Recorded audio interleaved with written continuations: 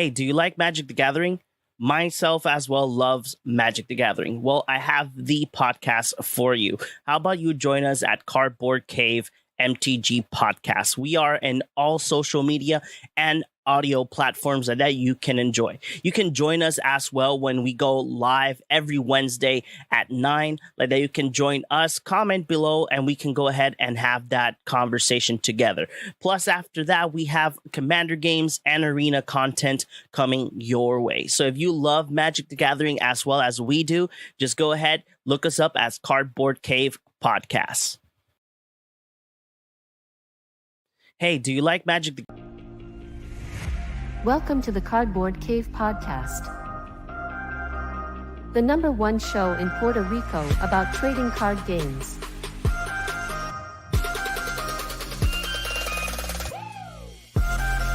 Thanks for Alter Sleeves for sponsoring our show. Use our affiliate link or code CardboardCave for 5% off your order and spice up your commander.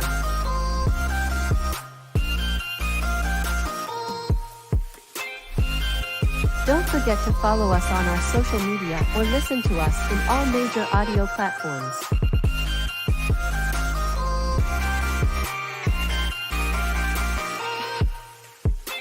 Thanks for being part of our community, and please like, share, and comment below. Plus, enjoy the live show.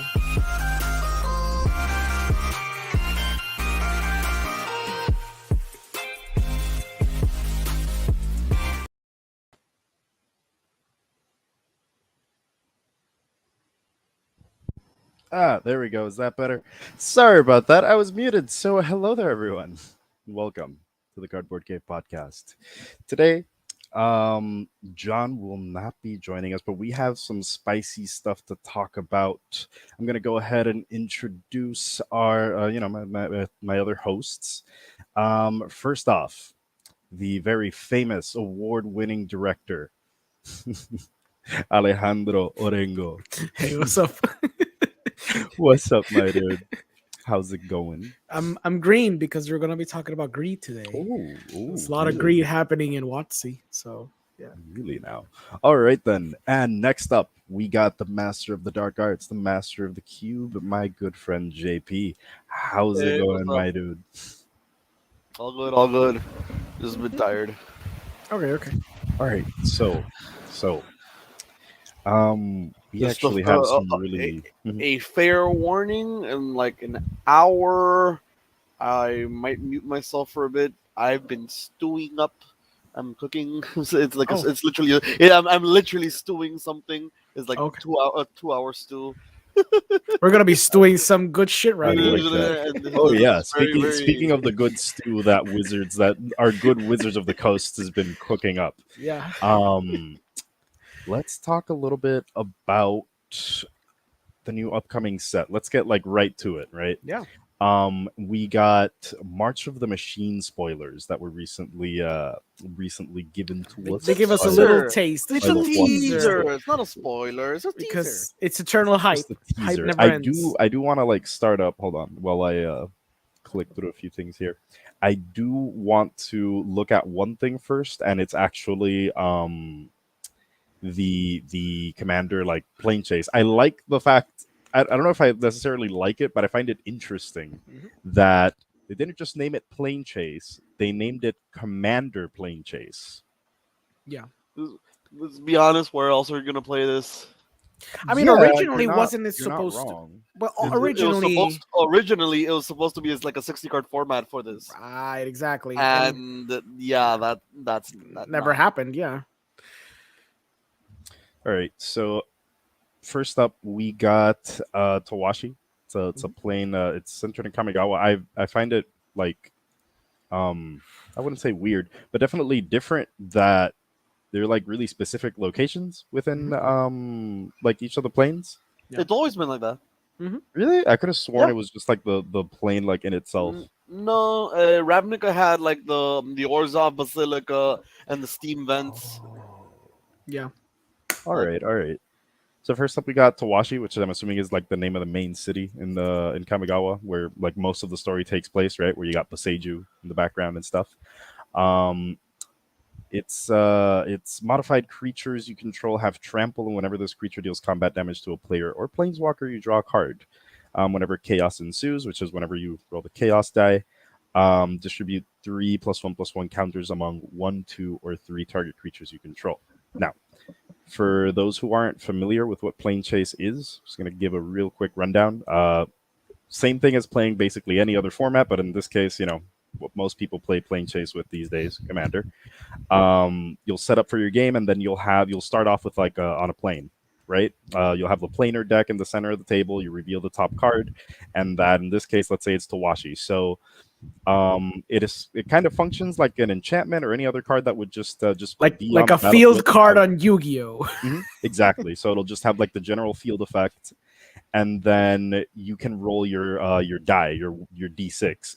In essence, your 1 would be chaos, and your 6, or whichever the two you want to alternate, doesn't really matter. It's just opposite sides of the die, right?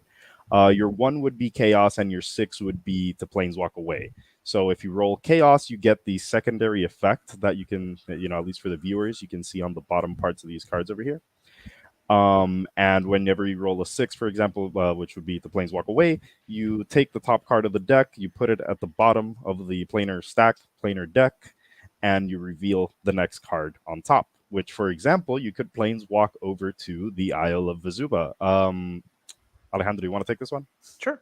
It's a plane in somewhere because it's so tiny I can't read it. Dominaria. It says, Dominaria. Okay. I don't know lore. Whenever a non-token creature enters the battlefield, its controller creates a token that's a copy of that creature. And if you do the chaos dice, it says whenever... Ooh, it's so tiny. I'm sorry. It says whenever chaos ensues, destroy target creature and all other creatures with the same name as that creature. Makes sense. It's interesting that it says chaos whenever chaos ensues, because I'm pretty sure the other the older ones were whenever you roll chaos. Mm-hmm. Yeah, that's true. They would make direct reference to you rolling the chaos die. I do like the change in the wording, though. I think it's really cool. Yeah. It's a strong card. This one is one of the stronger Plane Chase cards. And it's good because it also has, like, if you roll for chaos, the cool thing is you get to destroy what others have been building for like turns on end, So it's pretty cool too. JP, can you see spatial merging from there? Spatial merging. It's a phenomena. So whenever you flip a phenomenon, whatever the effect is in the phenomenon happens, and then you keep on going. It's an ETB basically. It's like an ETB. Some of them have they stay, but they're like very weird and mess around with the rules. Mm-hmm. So when you encounter spatial merging, reveal cards from the top of your planar deck until you reveal 2 plane cards simultaneously. When you planeswalk to both of them. Put all other cards revealed this way onto the bottom of your planar deck in any order. Yeah. 2 planes. Both of them stay. Yeah. I do what I do find interesting here is what is going on here lore wise? Like, is this supposed to be like, the merging when you have the invasion tree connecting things? Like, what is... I would love to know what the heck is going on there, why the planes would be merging. That looks like Chandra, and I have no Sylvanas. idea. That's Sylvana from World of Warcraft. It looks like Sylvana. I was like, oh, look at that, Orengo. He says there's no lore, and then you pull that one on me. How dare you? How dare you? I guess I don't know which character. It's probably like an elven character, but I don't know which one, right? It might not even be an important character at that. I hope I'm not wrong, but I'm the one who's not gonna know. That's definitely. But moving on, we have our first commander cards that have been spoiled from the upcoming commanders. I'm assuming these are either going to be in the commander decks or they're going to be they're in the set as like commander cards. Wait. I think it's both, isn't it? The colors show you. The colors show me. Like, not the colors. The symbol, the set symbol. If you have the shield, then it's a commander card that's probably gonna show up in the set boosters, or the set or collector boosters, I guess. Yeah. We don't know yet. To be fair, set and collector, if I'm not mistaken. Yeah. To I be fair, got like, them. we know that the cards are going to be in there, though there are Mhm. going to be some cards that are just going to pop up on like that won't be in the decks, but that are going to be in the set Yeah, as commander cards, which is weird, but they've done this for like a year now, so yeah, yeah. exactly. So Mhm. it's just weird because of what it is, but it's not weird for any other reason. Yeah. I did notice though they are missing a couple of cards on here. Maybe I'm assuming it has to do with like the quality with which they were spoiled. Yeah, I went to magicspoiler.com and I found basically all of them, regardless of quality, because they included the card Some of them are mythic of spoilers. the world No, champion. it's because of these are commanders from Mhm. the others are from the set. Yes, Right, exactly. we'll get to them in a second then. So Mhm. we in general, what we can kind of like get from these cards, right, is that they're kind of putting together people that are like in opposing colors or like enemies in some way, shape, or form into like a single card. For example, Slimefoot and Squee aren't like expressively enemies, but their colors are like very like you got like some enemy colors coming into play there Yeah. with red and green and whatever. And then we got Catilda and Lear and Gorogoro and Satoru. You guys wanna go through these? Yeah, I I want to could. go through Catilda and Lear I'll first. do Goro and Satoru then. All right, we'll go from Goro and right to left. Satoru is Okay. basically Nicol Bolas colors, so it's Grixis. It's a legendary creature, goblin, human. It's a 3/4 that says whenever one or more creatures you control that enter the battlefield this turn deal combat damage to a player, create a 5/5 red dragon spirit creature token with flying. And it has an activate ability for a colorless and a red creature control get haste until their turn. Yeah, it's pretty strong for Grixis. It's not something I would play, but the fact that it has haste built in, it might give way for some token strategy or some go wide strategy. Be like, oh, just summon a bunch of things or do a bunch of tokens and then sweep with everything. And you do have, it's not the best colors for that type of strategy, but it is a great. Those are great colors for, I would say, copying cards, copying different creatures on the field, strong creatures, and then just being able to swing with them on the same turn, or doing their activated abilities if they have to tap for it. I mean, there's a lot of black reanimator cards that grant haste, and True. also because you're in red, like haste effects are like Mhm. all over the place. Mhm. A lot of ninjutsu as well. Like I think it could lend itself. Like what the most efficient strategy is one thing. What it lends itself to, I think Mhm. I it goes pretty wide, like pretty wide range on that. Yeah. I feel like this is a very good card for aggressive strategies that aren't common in Commander because of the 40 life total. Yeah. Because you're rewarded for playing haste creatures with a 5/5 dragon. Mhm. Yeah. If you manage to hit with a haste creature, your five it's like you get the you can run a lot of haste creatures that have abilities that when they hit, or have them enter, give them haste, and have abilities when they hit. Mhm. Ninjutsu is another way to have them enter and be able to hit. But then you're rewarded with 5/5 dragons in order to close out the game. Yeah. Mhm. So this deck potentially, let's say you play a, a haste. It's like a haste creature turn 1, a haste creature turn 2. Then you play this on turn 3. Yep. Then you start smacking, and then you start keep playing stuff. I feel like this is can be pretty good. Even then, with some rocks, as soon as you get to 5 mana, you're still smacking in with a 3/4. If you give it haste, like if you do like its cost and then give it haste, Mhm. you're still smacking in with a 3/4, and on top of that, you're being rewarded with the 5/5 dragon. So that's two bodies. One of them has flying for 5 mana. I don't know. That sounds pretty Yeah. good. Yeah. It's pretty strong. I'm going to take the next one since JP went for Catilda and Lear. That would be Slimefoot and Squee. For Jund, which would be a black, a red, and a green, you get a legendary creature, Fungus Goblin, as in you get a fungus and a goblin. When Slimefoot and Squee enters the battlefield or attacks, create a 1/1 green sapperling creature token. You can pay one colorless mana and Grixis, so red, black, Jund. red, green. Jund, I'm Yes. sorry. I said Grixis. Jund. One colorless mana and Jund and sacrifice a sapperling to return Slimefoot and Squee and up to one other target creature card from your graveyard to the battlefield. activate only as a sorcery. Yeah. It's the sorcery chunk that really got to me. Thank God it's Nah. fair because that's still pretty Nah. powerful. It's very Yeah. powerful. Oh No, yeah. this is Don't get a me fixed wrong, it recurring is. nightmare. Yeah, exactly. Thank you. It's a fixed And recurring even nightmare. then, the spicy take. Again, I feel like recurring nightmare should be unbanned, but No, that is spicy. You should keep it as such. It's very spicy take.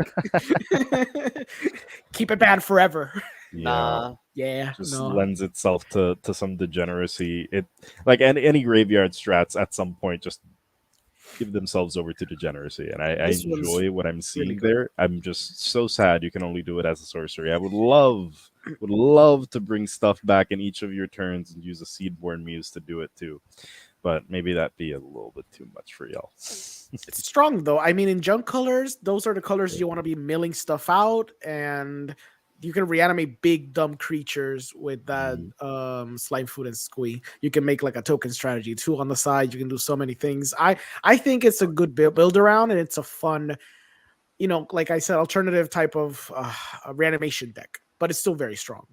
Yeah. Mhm.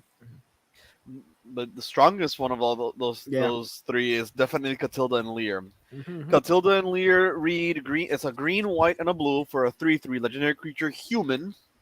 Whenever you cast a human spell, target instant or sorcery card in your graveyard gains flashback until end of turn.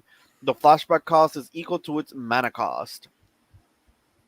So I have a friend who's been brewing this. We have a friend who's been brewing this. I assume it's fish. Like it has to be fish. It's fish. Yes, Yeah. fish. Yeah. Like, come on. It's human tribal. Of course, he's gonna try to make it, and it's spicy. Oh yeah. So Hermit Druid is a human, Mhm. and when you activate Hermit Druid, if you have no basic lands in your deck, you mill your deck. Mhm. So now every human, in addition to Catilda and Lear, just making every human you have a Snapcaster Mage. Technically, Snapcaster Mage is double Snapcaster Mage. Mhm. This is very strong. This is very strong. There's several ideas on the combos, and it's just consistent value.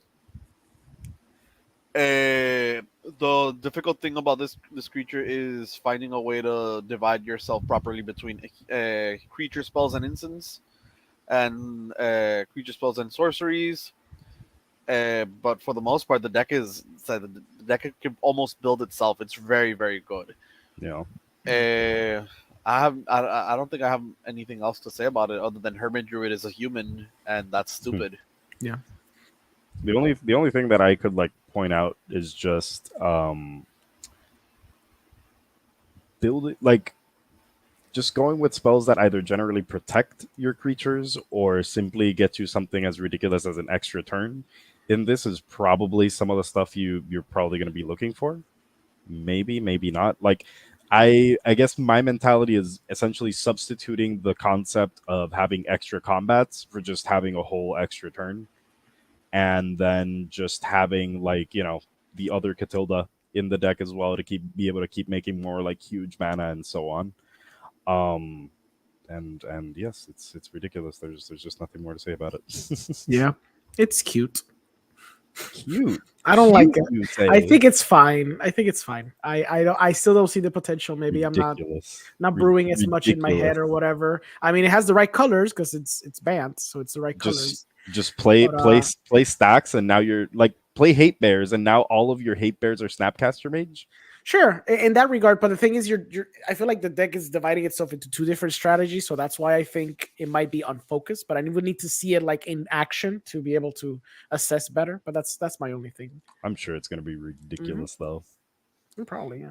All right, so Aftermath. If I'm not mistaken, Yes. isn't like This Mom is- like before Aftermath, and then Aftermath March is of like the Machines, the 50 card Aftermath. set? So you are basically going to be talking about the only card because they gave us a little peek into March of the Machines, but they also gave us an extra peek into Aftermath, which is a smaller set that's like a epilogue of March of the Machines, which is this card. Okay, Yeah. gotcha. So that would be Kenrith's Royal Funeral. It's a legendary enchantment that comes down for 2 colorless mana, a white and a black. When it enters the battlefield, you get to exile up to 2 target legendary creature cards from your graveyard. You can draw X cards and lose X life, where X is the greatest mana value among cards exiled this way. Legendary spells you cast, excuse me, cost 1 less to cast for each card exiled with Kenrit's Royal Funeral. Yeah. So essentially, your legendaries are going to cost up to 2 less. And then you're gonna lose. You can lose life and then gain life and then draw cards. Wait, no, my bad. You lose life and you draw cards equal to the mana value of the biggest thing you exiled.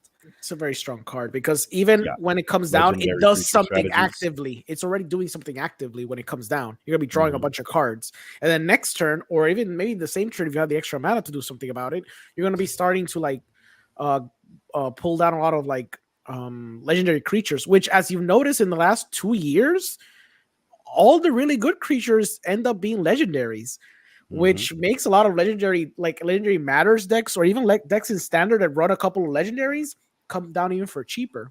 But I'm just looking at this in legendary matters commander decks, which is a bunch of them, starting with Joda. Yeah, I think Joda is definitely the one that stands out to me a lot because it really cares a lot more about creatures than it does about just having legendary things on the battlefield.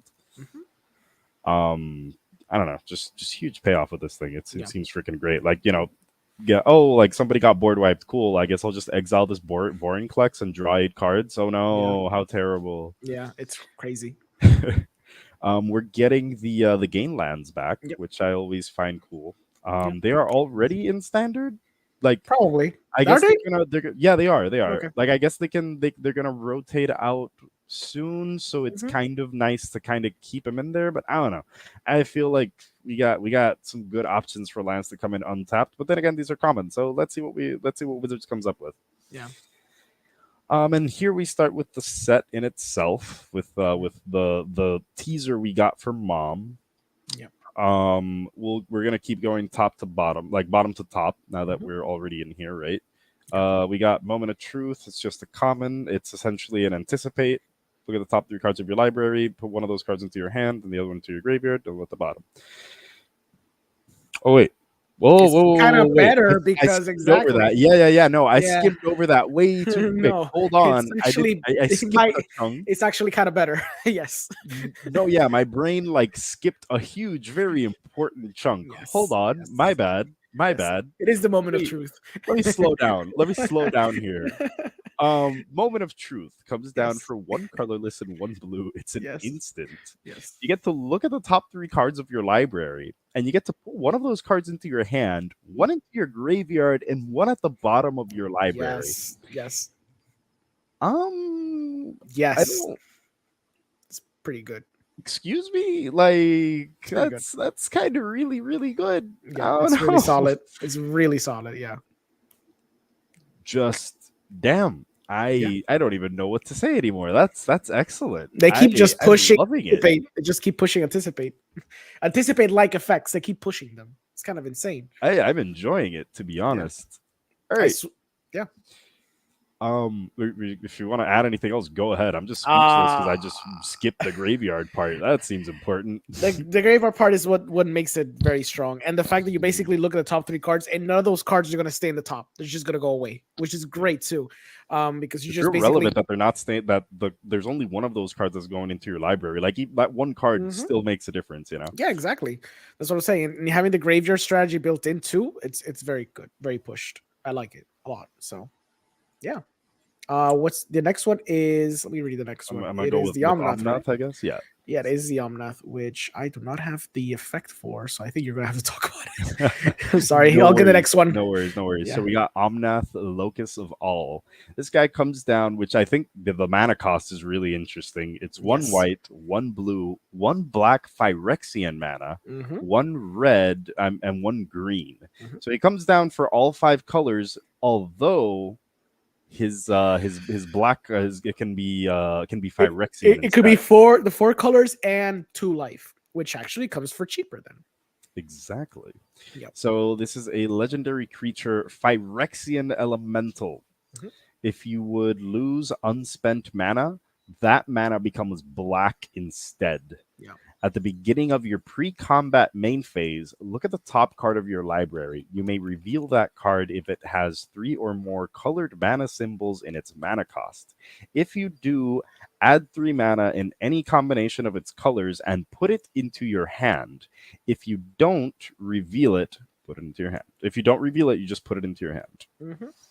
Yeah, it's like a blend of Omnath, Locus, and Mana, which is the first Omnath with was just mono green, and I guess a mixture of what, like it's a little bit of the third and fourth, a little bit, but mostly the fourth. Honestly, sort of? I would just say that it's kind of like a, what's it called? I mean, it's so- also like the Niv Mizzet. No, The not five even like not It's not like even the what I was thinking of. I was just thinking of this mono black card. That's like it's the freaking dark confident, is it? Like Or confident? reveals the top of your Oh, sure. library. But this one Like- gives you mana too for it. Exactly. So it's Like solid, this yeah. is this one is dark confident with an upside, and Yeah. then like it keeps your mana like as well. Like this is insane. You don't do feel have to like build. this is You have insane. to build this. Yeah, you kind of have to build around it. So it's like a Niv Mizzet, but like a very yeah. weaker one. People have been saying, como que it's not as strong as like the 4-color Omnath, or Yep. even like the 2-color one, which is very strong in like a Gruul token strategy. It's okay. It's okay. Like if you want to make like a type of elemental deck with this card, like it's not a bad commander to go for. Because a lot of elementals could be playing 3 colors, 4 colors, maybe if you find enough but of them. At that point, just run Horde of Notions. Exactly. Yeah, I know. You could put that in the 99 of Horde of Notions. Wait, It's is, not a is, Yes. Horde is Horde of Notions legendary? I always forget. Horde of Notions is it's 5-color. Yeah, it's like the legendary. best elemental one. It's the best elemental it's commander. 5-color, at least the best 5-color elemental one. Exactly. It's not a bad card by any stretch, because the whole thing about like holding on to like black mana, it's pretty good. It could be very useful in specific circumstances because you can just dump that mana into something. And the fact that it basically does like a Black Lotus effect on cards that on top of your library if they're like 3 colors. And we have to specify, because people, and it happened to me when I read it, I thought it was 3 different types of colors when you pull from the top of your deck. No, It just has to be 3 mana symbols. It doesn't have to be 3 pips. 3 pips. Wait, It doesn't matter. what? Doesn't. Yes, I thought it was 3 different color pips, but Oh, it's any. So it makes it slightly better, thank God, but it's still not strong enough as like the 4-color Omnath. But it's cool. I like that they actually did like the quote unquote full cycle. It's fun. But yeah. Honestly, I think that makes it a little bit more ridiculous. Not gonna lie. Well, because it's not as strong as saying like even the Atraxa we just saw in the last set, or even like the Niv Mizzet, the one that lets you take like up to 10 cards in different pairs, color pairs. Yeah. But it's not strong as that, but it's okay. Like it's good in those type of 5-color decks. Like I would put it in you the get 99. you get to keep a bunch of black mana to use like in Mhm. other people's turns is what I was like. Is what I'm Yeah, getting what if you here. have like a Blue Sun Seed? It's like, oh, Blue Sun Seed. It's I have a bunch of X's black mana. I'm just gonna draw a bunch of cards. And it's basically for free, That's so- that's the only thing that I'm like I'm thinking of so far. It's just just ramp like a crap ton and then just use any non-blue mana Yeah, exactly. to just float it, and then just like, okay, what are you gonna do? I have like 3 blue mana open. That's at least like 3 different blue spells that are gonna come off and like screw whatever you're gonna do. That's what I'm looking at. That's what I'm seeing. Yeah. But we can't just stick to Omnath all the rest of the night. So Yeah. let's move on to Galta and Mavrin. Anyone want to take this one, or do I keep going? You should Sure, take I'll it. take it. I'll take it. Yeah. Galta and Mavrin, 3 green, white. So it's 7 mana for a legendary creature, dinosaur, vampire, 12/12 trampler. Whenever you attack, choose one. Create a tapped and attacking XX green dinosaur creature token with trample, where X is the greatest power among other attacking creatures, and create X11 white vampire creature tokens with lifelink, where X is the number of other attacking creatures. Can we please show the other arts for this card? Oh yeah. If you solid. look at the card, Fine, hold this- on. The other arts are pretty solid because it's part of the bundle promo. It's a bundle promo. So it has like that's the bundle promo, the one you're seeing. If you guys are Yeah. seeing the actual video, the one that you see right now is the really close up of the face. That's the bundle promo. But there's another one which is the normal standard one, and then it's cool because I know where Oh, wait, JP's here we going go. We for. got these. The other one where it has the alternate border treatment, it's basically a spoiler for the future. Yes, the but that's future, you say. it's not the alternate border treatment. What I was going for. Oh, I was gonna talk about that, but yes. No. Nah, Because- I very much like the other art. If it's the one I think that JP is referring to, that's specifically the one I like. Hold on, I'm trying to Because get a good one Jacob here. mentioned it in one of our group chats, Oh, I and- haven't seen what he said. and it's like, damn. Yes. Go over here. Try to present. All right, hold on. Let me switch over real quick. Technical difficulties. Well, I al- difficulties. I also- just me being like slow with technology. fine. Which, you know. I also put a link that you should put it for later for reference because it'll be interesting to talk about it. Yeah, there you go. Those are the promos. Okay, Galata and Mavrin, the first one. Mhm. So sometimes Wizards of the Coast is very, very greedy, Yes. but sometimes people forgive them because they give you a conquistador vampire riding a dinosaur that has a church on its back, It's beautiful. and that Excuse kind of me. just Yeah, it's for those reasons. it's beautiful. I art. did not see the little church thing. I on lo- its I back. saw the just church. It's assumed it was like a Vampire random conquistador thing. riding the dinosaur with a church on its back. It's like perfect. It's insane. It's perfect. Yeah. That's sick.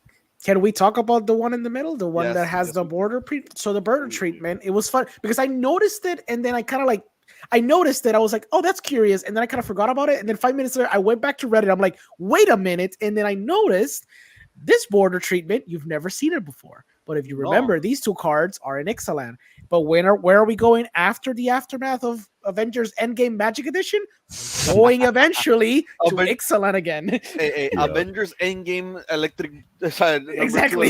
Electric Boogaloo, yeah. Because War of the Spark was Avengers Endgame. True, it's true. So you're seeing essentially a spoiler for the future, which is something that Wizards does a lot in these sets. Like, for example, when we started seeing like planeswalkers being completed, we started seeing them a few sets ago. We're starting to see how they were going to start to be completed. I mean, We saw this. Wouldn't you be able to argue that just like MTG got ahead on like the Skrulls saga for the Marvel universe? I mean, Ooh, I see where you're going. ooh. Yeah, yeah. Oh, Yeah. Okay, keep going. I got no, so that's basically it. I like the board treatment. It looks like excellent. I like it. Sick. What I kind of hope is that if they actually do all these cards with a medallion, like all the cards that come in the excellent set, if they make them like that cool little medallion thing, that'd be kind of iconic and like very different and distinctive. It'd be kind of cool. I think it'd be cool if It'd be each very one cool. had its like distinct like border and art, so that it would Mhm. like reflect each plane. Yeah, definitely. Because this one looks like a gold coin, right? It's Exactly. giving like a gold coin vibe. So maybe like, for example, the one for Innistrad, for what's it called? Freaking. Well, we'll see him in a minute. Yeah. The one for Innistrad, for example, could be like maybe like a gold coin that has more of a like gothic vibe to it. Okay, Chris. No, probably you haven't confusing- seen the other No, promos, this, right? This is I have for not, this is for Ixalan only. Not for this Yeah. color. Wait, that's Yeah, for for this. Ixalan? So what Chris. they did for this set is that they for every card, because we're mashing a bunch of different planes, they all have their own border treatment based on the sets that we already seen. So they are Oh. doing all the border treatments in this Oh. set, depending Actually, on the hadn't combination. seen that. Okay, Yeah, I see they did now. it all.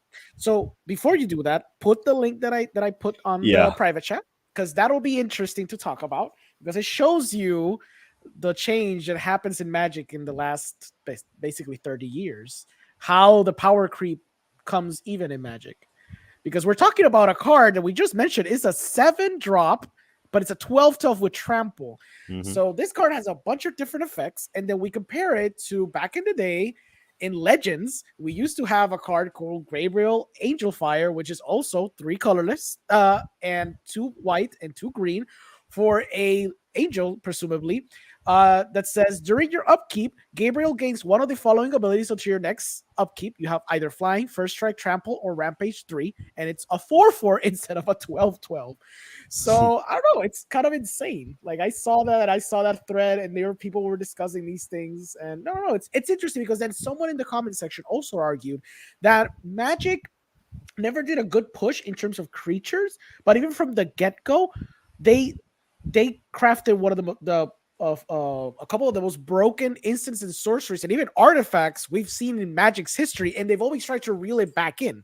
So now they kind of done the opposite, where they started with very broken spells, like actual spells, but the creatures were always lackluster, and now they're trying to kind of like overcorrect with stuff like perhaps Galta and Mavern, which is insane. I also want to mention that for certain other formats, maybe something more like Pioneer, there is something really interesting you can do with this, because keeping in mind that it is a dinosaur vampire, right?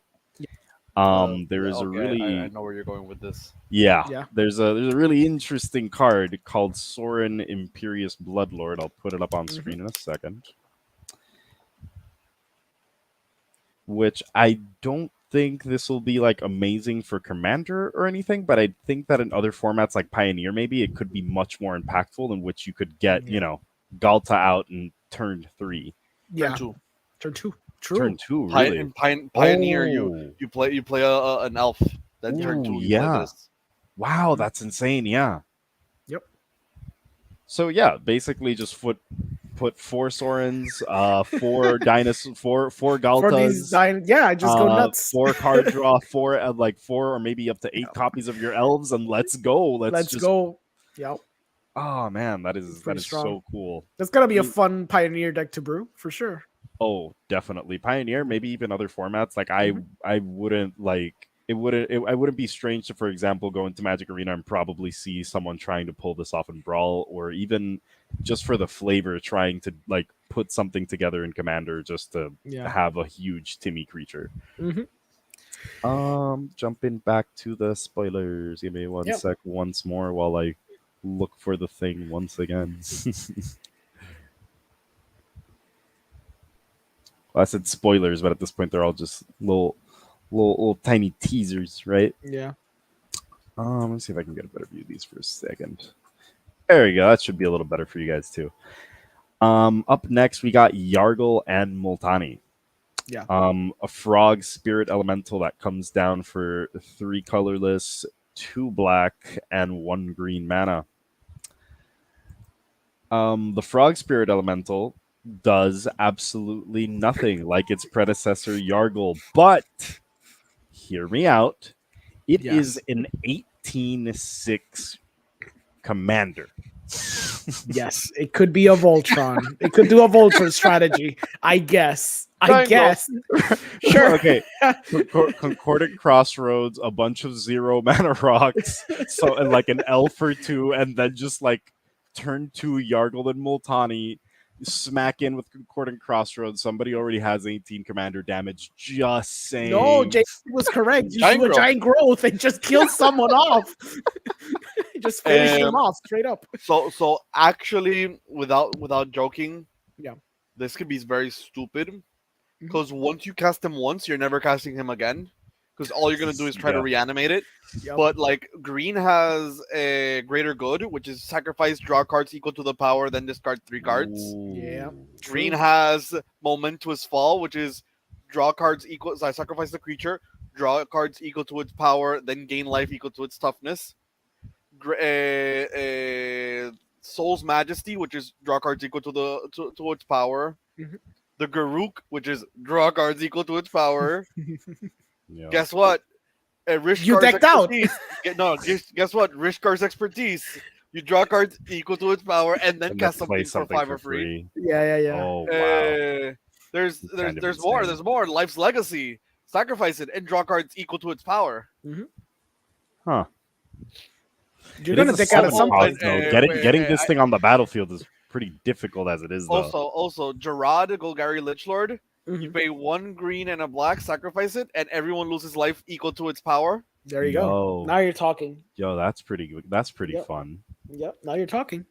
So you might be paying 6 mana for this initially, but then you're gonna reanimate it. Mhm. You're gonna animate dead it. You're gonna dance with the dead it. You're gonna bring it back however many ways you want to because you just drew 18 cards. Yep. Usually is that's true. enough to win. That is true. It's a nice meme card, and I would love to see someone build it. I'm not gonna build it, but I want to No. see someone else build it. It'd be fun. Definitely. It'd be fun. Definitely. I would love to see this thing like hitting someone's battlefield. It'd be Mhm. great. Yeah. And my personal favorite of the combination cards is the next one up, which is Drana and Linvala. Yeah. Vampire Angel. Again, going with the vampire theme. So again, just more stuff to feed into that Sorin build, right? Legendary creature, Vampire Angel. It costs 2 white and 1 black. It has flying, it has vigilance, activated abilities of creatures your opponents control can't be activated. Drana and Linvala has all activated abilities of all creatures your opponents control. You may spend mana as though it were mana of any color to activate those abilities. Fair. Balanced. It's disgusting and not a I love problem. it. It's disgusting and I love it. That's all that's all I have to say. Like it's one-sided. Mhm. It simply says screw all of you, I do what I want. I can't even begin to think of all the places where I want to put this in. Speaking of commander decks specifically. I got nothing to say. It's just unfair and it's great. Yeah, it's pretty strong. It was bad enough when it was just the first effect, but the fact that it just then basically steals all those effects and you can go nuts with it, it makes it pretty strong. You can make like a good hate bear strategy. You can do so many crazy You can things. steal someone's entire Pilipala combo. Yeah, exactly. If someone amasses it, you'll be like, nope. Yeah, just take it for yourself. You can devoted druid, is it? The one that untaps with -1/-1 counters? Yeah. Yeah. No, it's very strong. Very strong. I love the combination. It's gonna help brew very toxic, horrible white and black control builds, and I hate it. Even as a commander, it's like annoying enough. You know what I mean? Yeah, exactly. Yeah. Like you can just play this and then after that cast the Mommy of Machines. Oh yeah. And then just make sure nobody does anything. Man. Like you're completely killing off like whole deck strategies with Drana and Linvala alone. Gross. Good luck with Kinnan. Oh wow, that's disgusting. Yeah. That's disgusting. You can do Kinnan too. You can do anything. Take a whole person's Kinnan with you. Yeah. Thrasios.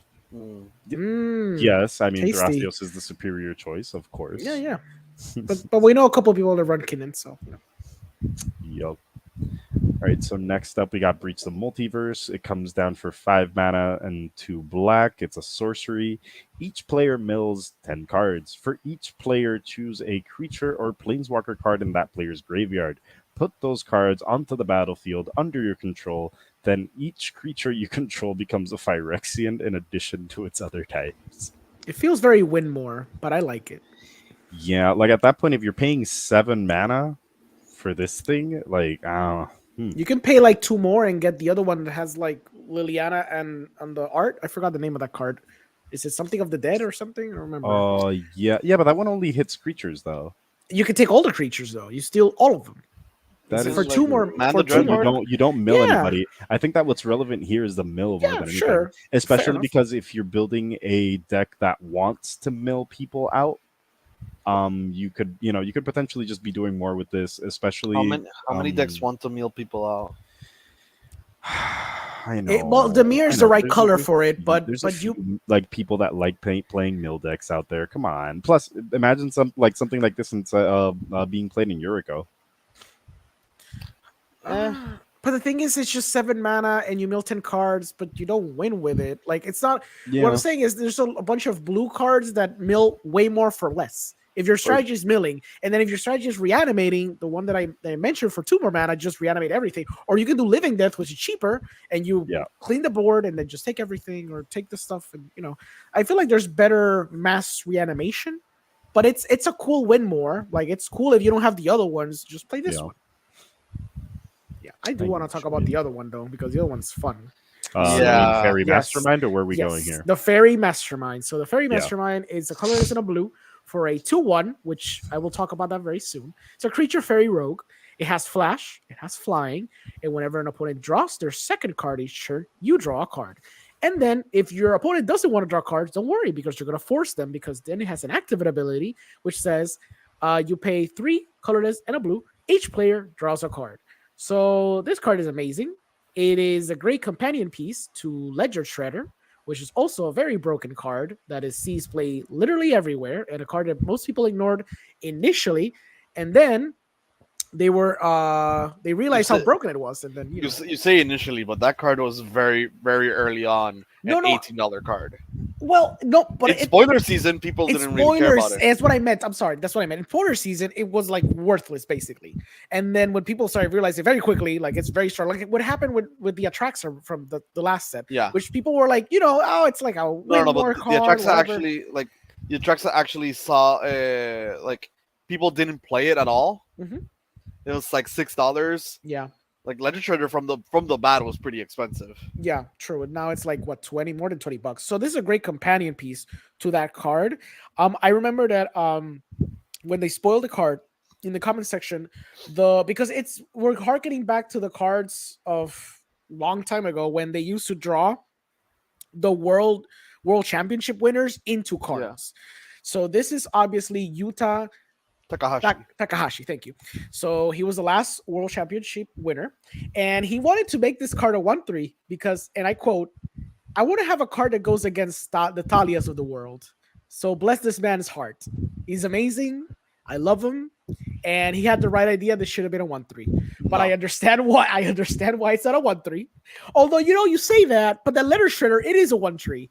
So Yes. you know what? It's And fine. that was also a mistake.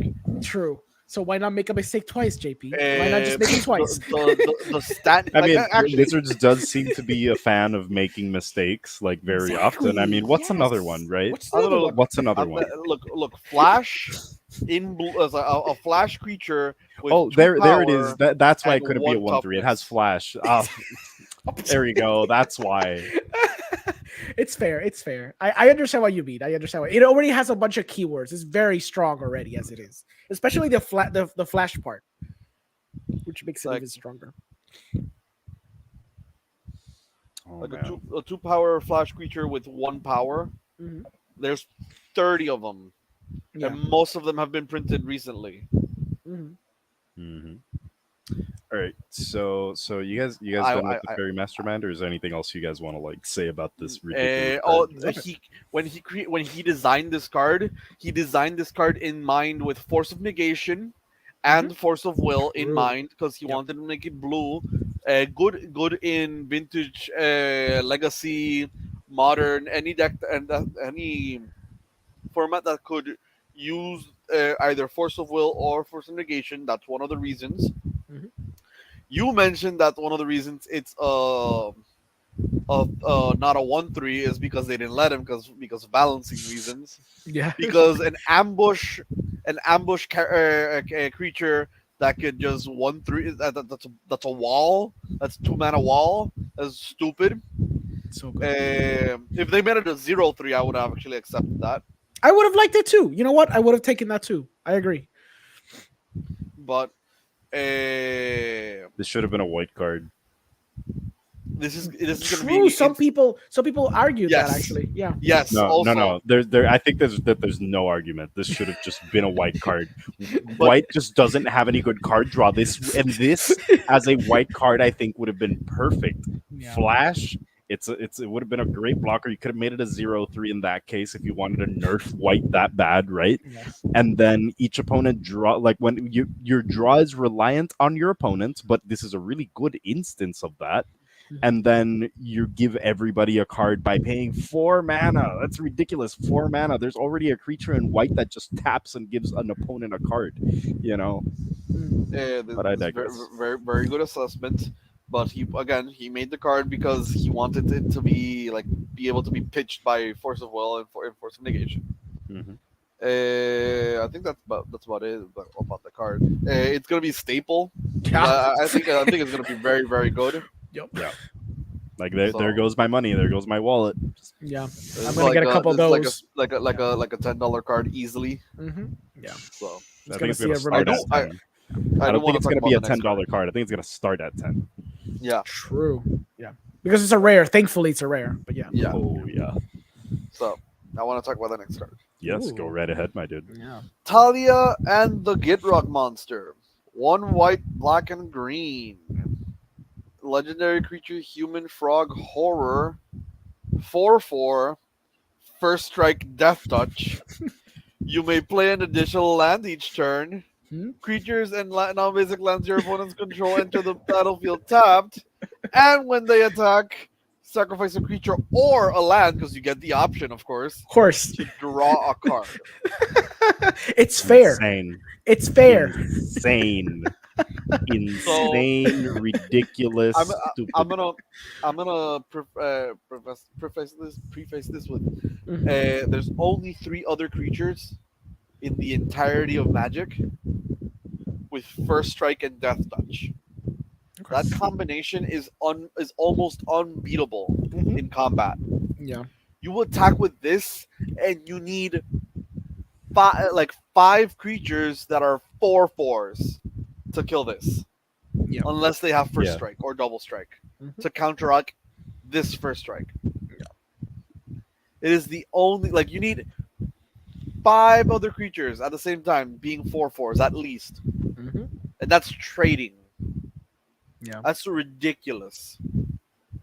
Correct. So you may play additional lands each turn, and Mhm. creatures your non-basic lands your opponents control enter the battlefield Mhm. tapped. They just took one of the first few texts of the Gitrog monster, and the first few texts of Talia Heretical Cathar, and just smashed them together. Yep. Yeah. I love it. Yeah. And then they give it not only Talia's signature first strike and the Gitrog monster's death touch, they gave it a very good attack trigger. Yeah. Mhm. I With also all that mentioned, this card is so uninspiring for me. Boo. It is so it's like, what do you do with it? You win. You win No. a lot. No. Okay. Yes. Let me explain. Let me explain my train of thought. Mhm. So you can play Staxi because it allows you to creatures in non-basic lands. it's inherently Ori- stacked, so It's inherently Staxi. Mhm. You could add aristocrats because you want to be sacrificing creatures, or you could be a land based. If you do all 3, you need to be very careful in how you do all 3 in order to have a proper balance for all 3. But it's just a generic. I attack and it's and I draw a card. I feel like It feels stacks and very aristocrats generic. is like fine, you know what I mean? Because by stacks and aristocrats, they just kind of do their thing together. People mentioned you could play a creature stacks piece that messes you up, Mm. but you could still attack and sacrifice it. That's a cool Exactly. idea. I like So it. you don't need to break parity. You just kill the creature on Mhm. attack. Yeah. And then maybe later on reanimate it when it's more useful because you're in the colors for it. Or simply But- kill like your stacks creatures that aren't that useful. Like, you know, once they stop being like as useful like during the course of the game, you can just start getting rid of them and drawing cards off of them. Yeah. It's not Yes. terrible. But he is so plain in terms of he's just powerful, but Yeah. he's just powerful. There's just know, nothing the else nothing else that's like interesting going on with it. The Gitrog monster is you can in Commander you can loop a specific land and do all these crazy things, bending almost bending the rules of the entirety of Magic the Gathering. And Talia is always like a very staxy piece, but this just feels uninspiring. I guess it's a good argument because it happened with the aforementioned Atraxa we mentioned. That just felt like a very uninspired Magic card. It's a very strong Magic card, It's strong, but it's just but- for the colors. You're just doing that and just value. Well, this one is like stacks and value, And that's Yeah. kind of it. Yeah, it doesn't have Uh, like a weird effect, like for example, the Galta and the Mavern, which is like, oh, you attack, but you have to have like a token-based strategy, or you have to have other creatures in order to like get the full value out of it, even though it's a strong card from the get-go. But if you want to like maximize it, you need it, something else. in fact, Yargle and Multani is more interesting than Talia and the Gidrar monster. Yeah, Not stronger, definitely not stronger, yeah, but way more interesting. yeah. In terms of like build Uh, arounds and doing like yeah. creative new decks, yeah, that's true. It's not the most Yes. creative commander, but it's gonna be a commander you're gonna see play. Like Oh yeah, straight, yeah. this is definitely People are gonna play this, gonna and, play and, this. and I'm just gonna play my creatures and smack you in the face for playing this monstrosity. I can't speak too much. I have a Git Rock deck monster, like a Git Rock monster deck. So Yeah, but at least there's like some interesting stuff going on there in a Mhm. CDH table. You know what I mean? yeah. True. But next card I want to bring up, I want to bring this one up because it's my favorite one of the spoiled cards in terms of flavor. Yeah. That would be Heliod the Radiant Dawn. First thing that catches your eye when you see this card, it is a flip 'em a boy. Heliod the Radiant Dawn comes down for 2 colorless mana and 2 white. He's a legendary enchantment creature god, as they tend to be normally, right? When it enters the battlefield, return target enchantment card that isn't a god from your graveyard to your hand. Then you can pay 3 mana and 1 Phyrexian, so it's either 3 mana and a blue or 3 mana and 2 life to transform it. And you can only activate it as a sorcery. Let me see if I can get the flip side over here, Yeah. which is Heliod the Warped Eclipse. Legendary enchantment creature Phyrexian god. Instead of Heliod's previous form, which was a 4/4, we get a 4/6, and it lets you cast spells as though they had flash. And then spells cost 1 less to cast for each card your opponents have drawn this turn. So may I say the flavorful part? Oh yes. That's what I wanted to get to. But, Oh, okay. go ahead. The faith, complete the god, complete the god, complete the plane. Yeah. Oh, that's a great flavor text. Yeah, that's true. Yep. That is great flavor text. Mm-hmm. Yep. So one of the things they mentioned is you can't complete a god, and it's something I mentioned of a while back Yeah. when we were talking about Phyrexian Invasion on how I thought they were gonna deal with it. One of the ways is how do you handle spirits? They have no physical corporeal body. Yeah. You can't complete a spirit because it has no physical corporeal body. Mm. Technically, a god is in a way a concept. Especially when you look at Crufix, which is like you can't even see what Crufix is. They're basically like ideas and these beings that they don't have a particular like form. They could change. They have a form, but they change forms, Mm-hmm. size and whatnot. Yeah. So because you can't affect his body, you can't affect the god directly.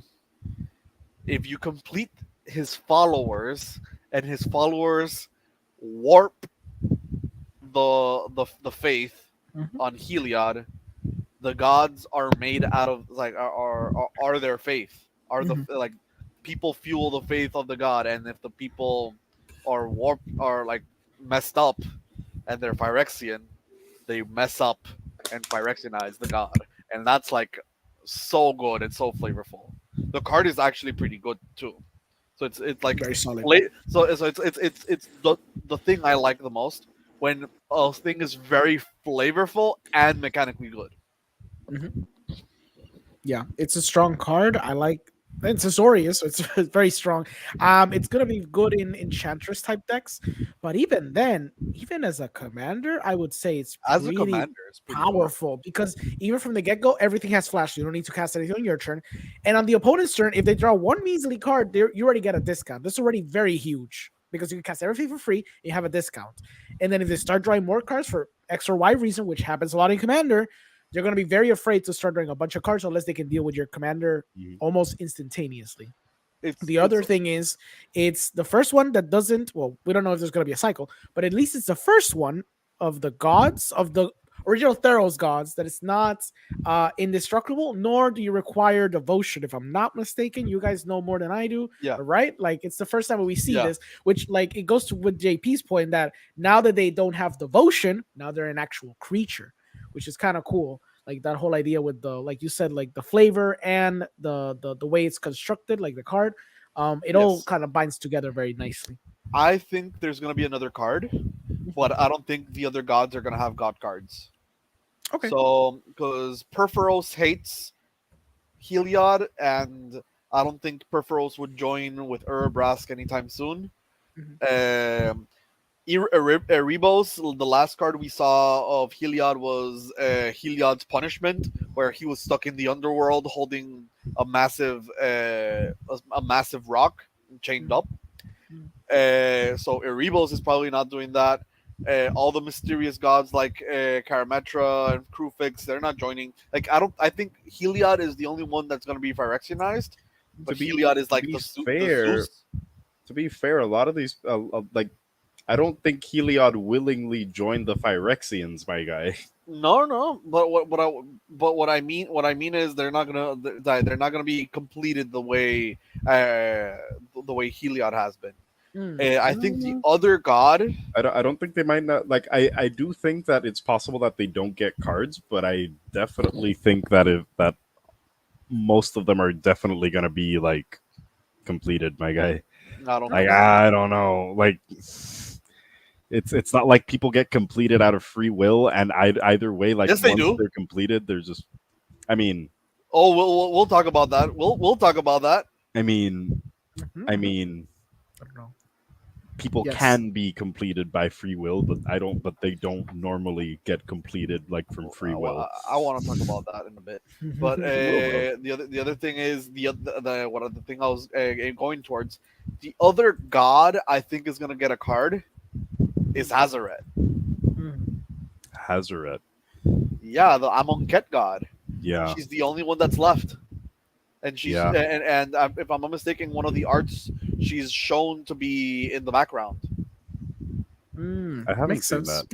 I'll check that out in a minute. And she's like another of the themes is like red versus white, because Urabrask has been consistently against Elish Norn, and Hazaret is red. So I'm assuming she's gonna gain a color and be like red green, because red green is the literal opposite of white blue. Oh, okay. So they're gonna like it's gonna be that's gonna be very interesting if my theory is correct. Yeah. Touching on that point, why don't you think Perforos or some of the other gods wouldn't join with Urabrask? You have to Urabrask has to, like with Urabrask you have to choose it. He's the libertarian of the Phyrexians. Remember? Okay, I see what you mean. Do you want to be Phyrexianized? No, Maladuya, and you know they. No, but he's not just in it for like, you know, for just like completing everybody. He's also like against, like specifically against like Elish Norn. Like he's leading a rebellion against Elish Norn and the others. Kinda. I mean, maybe like in the background he's kind of furthering his own goals, sure, but at the end of the day he's leading a rebellion. Like that's just what it's like outright named as. Leading a rebellion is strong words. It's literally called Urabrask's Rebellion, my guy. Like it's that way in the lore. Yeah, but I don't. I get your point. Like I see what you mean, but they kind of very directly just go, okay, yeah, Urabrask's Rebellion. So like I don't know. I don't know much about lore. All I know is that there's a G-Taxis that I want to talk about. Correct. Go right ahead, my guy. For the genie boy. So there's the genie boy, G-Taxis. That's it. No, comma something. It's just G-Taxis. It's G-Taxis. It's a 3 colors and 2 blue. Legendary creature, Phyrexian Praetor. It's a 5/5 with Ward 2, which is gross. It should have been hexproof. Whenever you cast a non-creature spell with mana value 3 or greater, draw a card. And you would think that's enough, but no, this card keeps going. You can also, for 3 colorless and a blue, exile Jinji Taxes, then return it to the battlefield, transform under its owner's control, activate only as a sorcery, and only you have 7 or more cards. So it's sort of like that Kismet. Kismet was it? I don't remember. It was like a card from Amonkhet, which you needed like 7 cards in hand to do something. I don't remember that card. It's a while ago. It's a god. So then when you flip it, it's a saga of all things called The Great Synthesis, and has the first chapter. It reads: draw cards equal to the number of cards in your hand, which is going to be 7, because that's the only, unless something happens in the interim of you transitioning to a saga, you're going to draw 7 cards. You have no maximum hand size for as long as you control the Great Synthesis. Chapter 2 says return all non-Phyrexian creatures to their owner's hands, so it's a nice bounce effect. But number 3 is the spicy one. It reads: you may cast any number of spells from your hand without paying their mana cost. Exile the Great Synthesis and return it to the battlefield front face up. So it goes back to being a Jitaxis. Jitaxis, I'm sorry. So you know, it says you may cast any number of your spells from their hand. Then you can just, if you find a way to add mana, and you just keep drawing, like, because remember, you make it's a you may cast and it enters flipped, so you draw a bunch of cards if you have 3 or greater, and then if you have the mana, you can flip it again and keep on going. Yep. Because you draw cards again. Yep. That's stupid. That's stupid. And then it's like, okay, so you flip it face up, and then if you flip it face up, you're gonna have essentially, let's say 12, 13 cards in hand potentially. You'll be casting everything for free, and then you can drain cards. Don't you gotta like cast them first and then exile and flip it? No, you. Because it says you may cast any number of spells from your hand without paying their mana cost. Like, and then you exile the Great Synthesis. Never mind. It's not that broken. Give it a second, you know, like they read, my guy. But that's still insane. It just doesn't, like, it's absolutely insane, regardless. Like, but the chapters, wait. The chapter 3 says that you may cast, like, the effect on the turn is gonna be you can cast anything for free. So you may cast any number of spells from your hand without paying their mana cost. Period. That's it. Exile the Great Synthesis, then return it to the battlefield, front face up.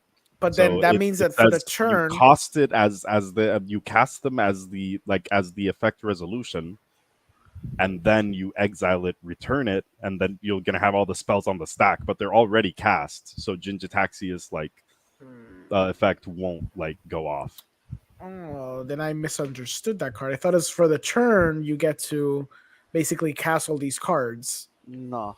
Oh, never mind. It's not until the end of the turn. It says you do the thing, period, exile it, put it back. Mm-hmm. Still, you are casting at least 7, 8, 9, 10 cards. Yeah. No, that it doesn't make it any less ridiculous. Yeah. I shall be back. The roast. Sorry. No problem. No worries. Yes. It's still very strong. Even with my misunderstanding of the card, it's still ridiculously strong. And even then, once it's flipped front faced up, you still have the same effect. And if you have the mana, you just do it all over again. I like the idea of having essentially a saga on the backside of a card. That's cool. That's a cool, interesting concept that they're obviously introducing here.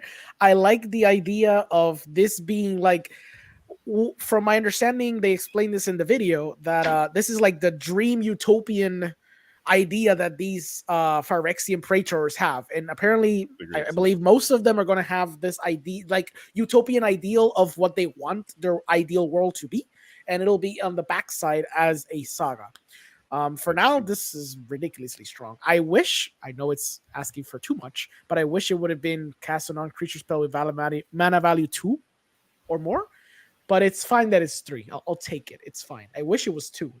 But bro, I'll take 2 or more is too much, and you know it. No, Shut up, Orengo. I know. That's why I've been so great. I don't want to be casting a cancel. I just want to be casting a counter spell and draw 3 or greater. 3 or greater is still ridiculous. Oh no, it's ridiculous. I know, because I'm just doing cancels, just canceling all the time. Yeah, just doing all those. I want to make this deck because exactly I want to use all my crappier counter spells because it says mana value, so I can just still have the discounts on the field. Like I can have a little mana rock that discounts everything, and I can just still cast a cancel as a counter spell and still Yeah. be able to draw a card. So I am going to make this deck specifically because I have a bunch of extra blue cards that I can make this into a. I don't know, man. Sounds like you just want to build Baral with extra stacks. Like, I'm Yeah, just saying. exactly. I just want to make like a more fair Baral. Fair. Ew, why would you try to make Baral fair? Because That's disgusting. because I Odengo. already have No. Urza. That's like the most broken blue commander there is, so it's fine. You know. Yeah, but Baral doesn't like let you play, so I think it's like I don't know. I enjoy it. Like, I mean, I love Baral when I used to play it, but you know, like I already play with Baral. I want to play with new blue fun stuff. oh man. All right. And So then- at least from the mommy set, we got our last teaser card coming up, and that would be Chandra, Hope's Beacon. As we already know, Chandra was one of the original planeswalkers that from the Gatewatch that hasn't gotten involved with the Phyrexians so far. The other one being Liliana, and obviously all the dead ones. And Teferi, which has got spirited away over to Zalfir, actually. But yeah, Chandra, Hope's Beacon. She comes down for 4 colorless mana and 2 red. Legendary Planeswalker Chandra, obviously. And she comes down with 5 loyalty. She has a static ability which reads, whenever you cast an instant or sorcery spell, copy it. You may choose new targets for the copy. This ability only triggers once each turn. You can give her a +2. So this is potentially a Planeswalker that's coming down with 5 and then going up to 7. And to add any 2 mana in any combination of colors to your mana pool. It's just that I keep forgetting that they don't add the rest of that now. It's just add 2 mana of any combination of colors.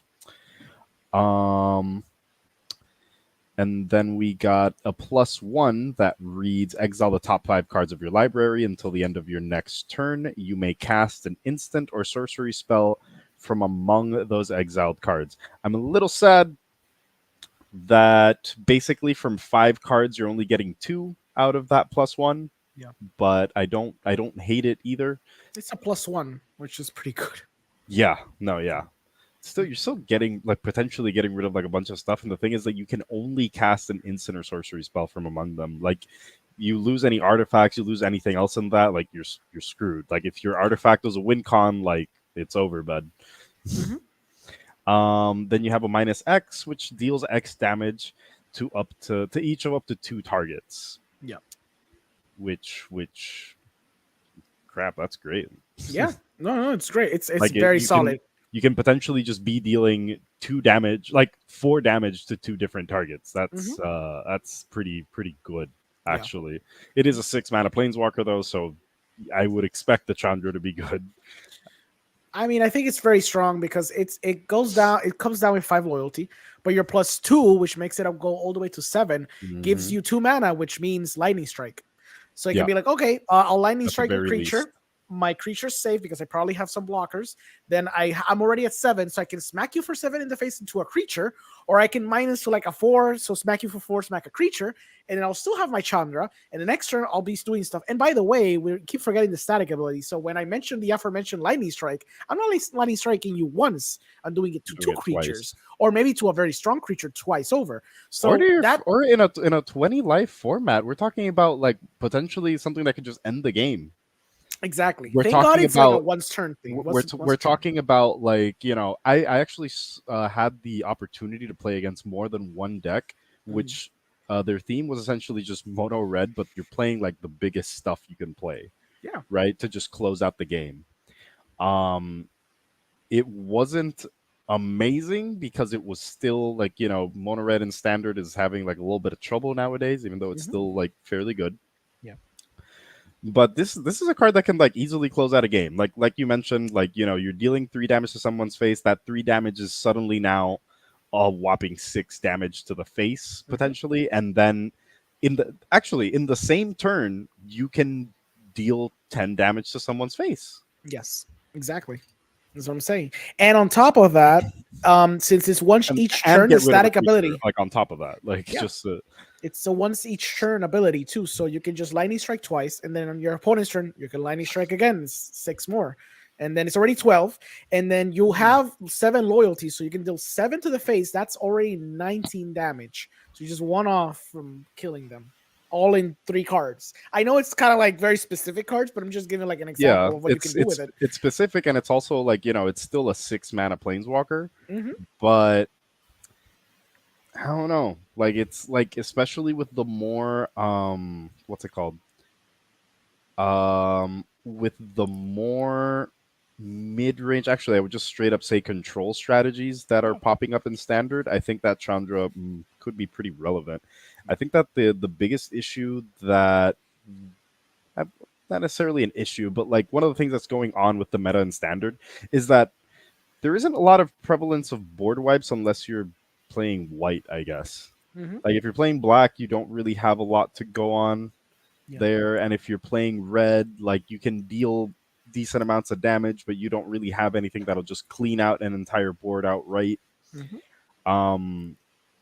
And aside from the blue-green poison counters deck, there isn't a lot of decks that are playing like just plain small creatures. Most of these other decks are like, swinging in with like creatures that keep growing as the game goes on. Or, well, actually, yeah, that's actually a lot of what we're saying. Just creatures that get progressively bigger as the game goes on. Like, sure, I'm playing my mono black aggro deck. You might kill my smaller creatures, but then I'm just gonna drop in a Shieldred. Yep. It's freaking insane. As the game goes on, like, you're playing red and someone's dropping, like, actually in red it's just same old, same old. I'm thinking not red, I'm thinking white. Like, in white, in the mono white toxic deck, because now it's toxic, not infect. In the mono white toxic deck, like, the creatures, you're trying to make your creatures bigger. You're trying to use spells to put 1/1 counters on them. You're trying to use other effects to make those creatures grow.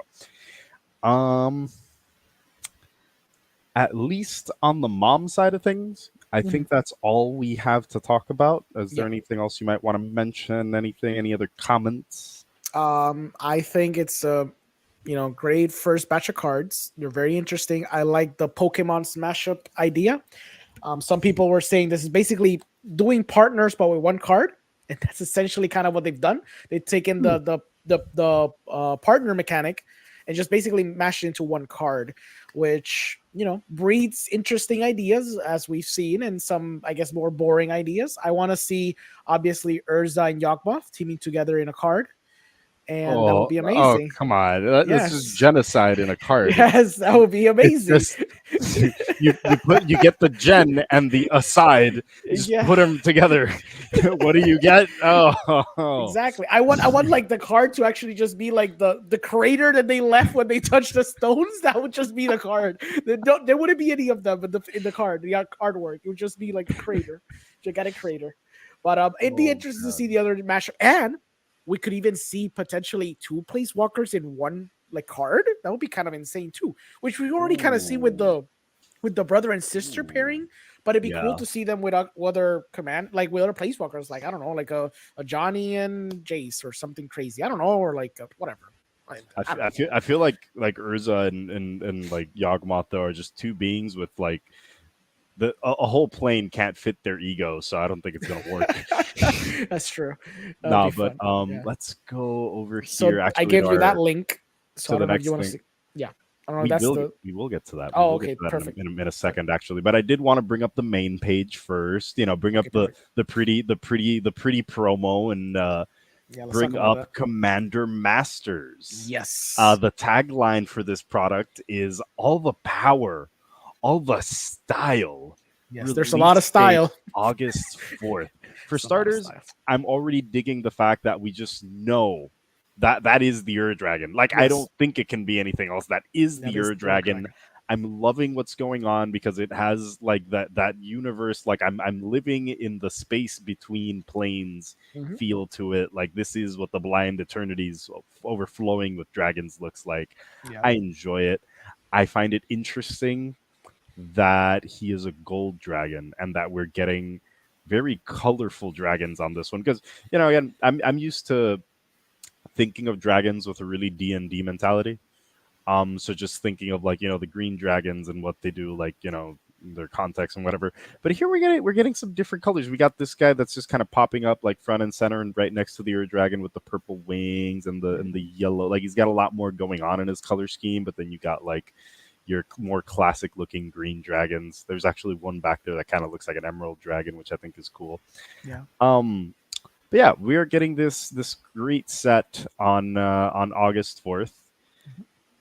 We are getting 4 different types of products so far for the set.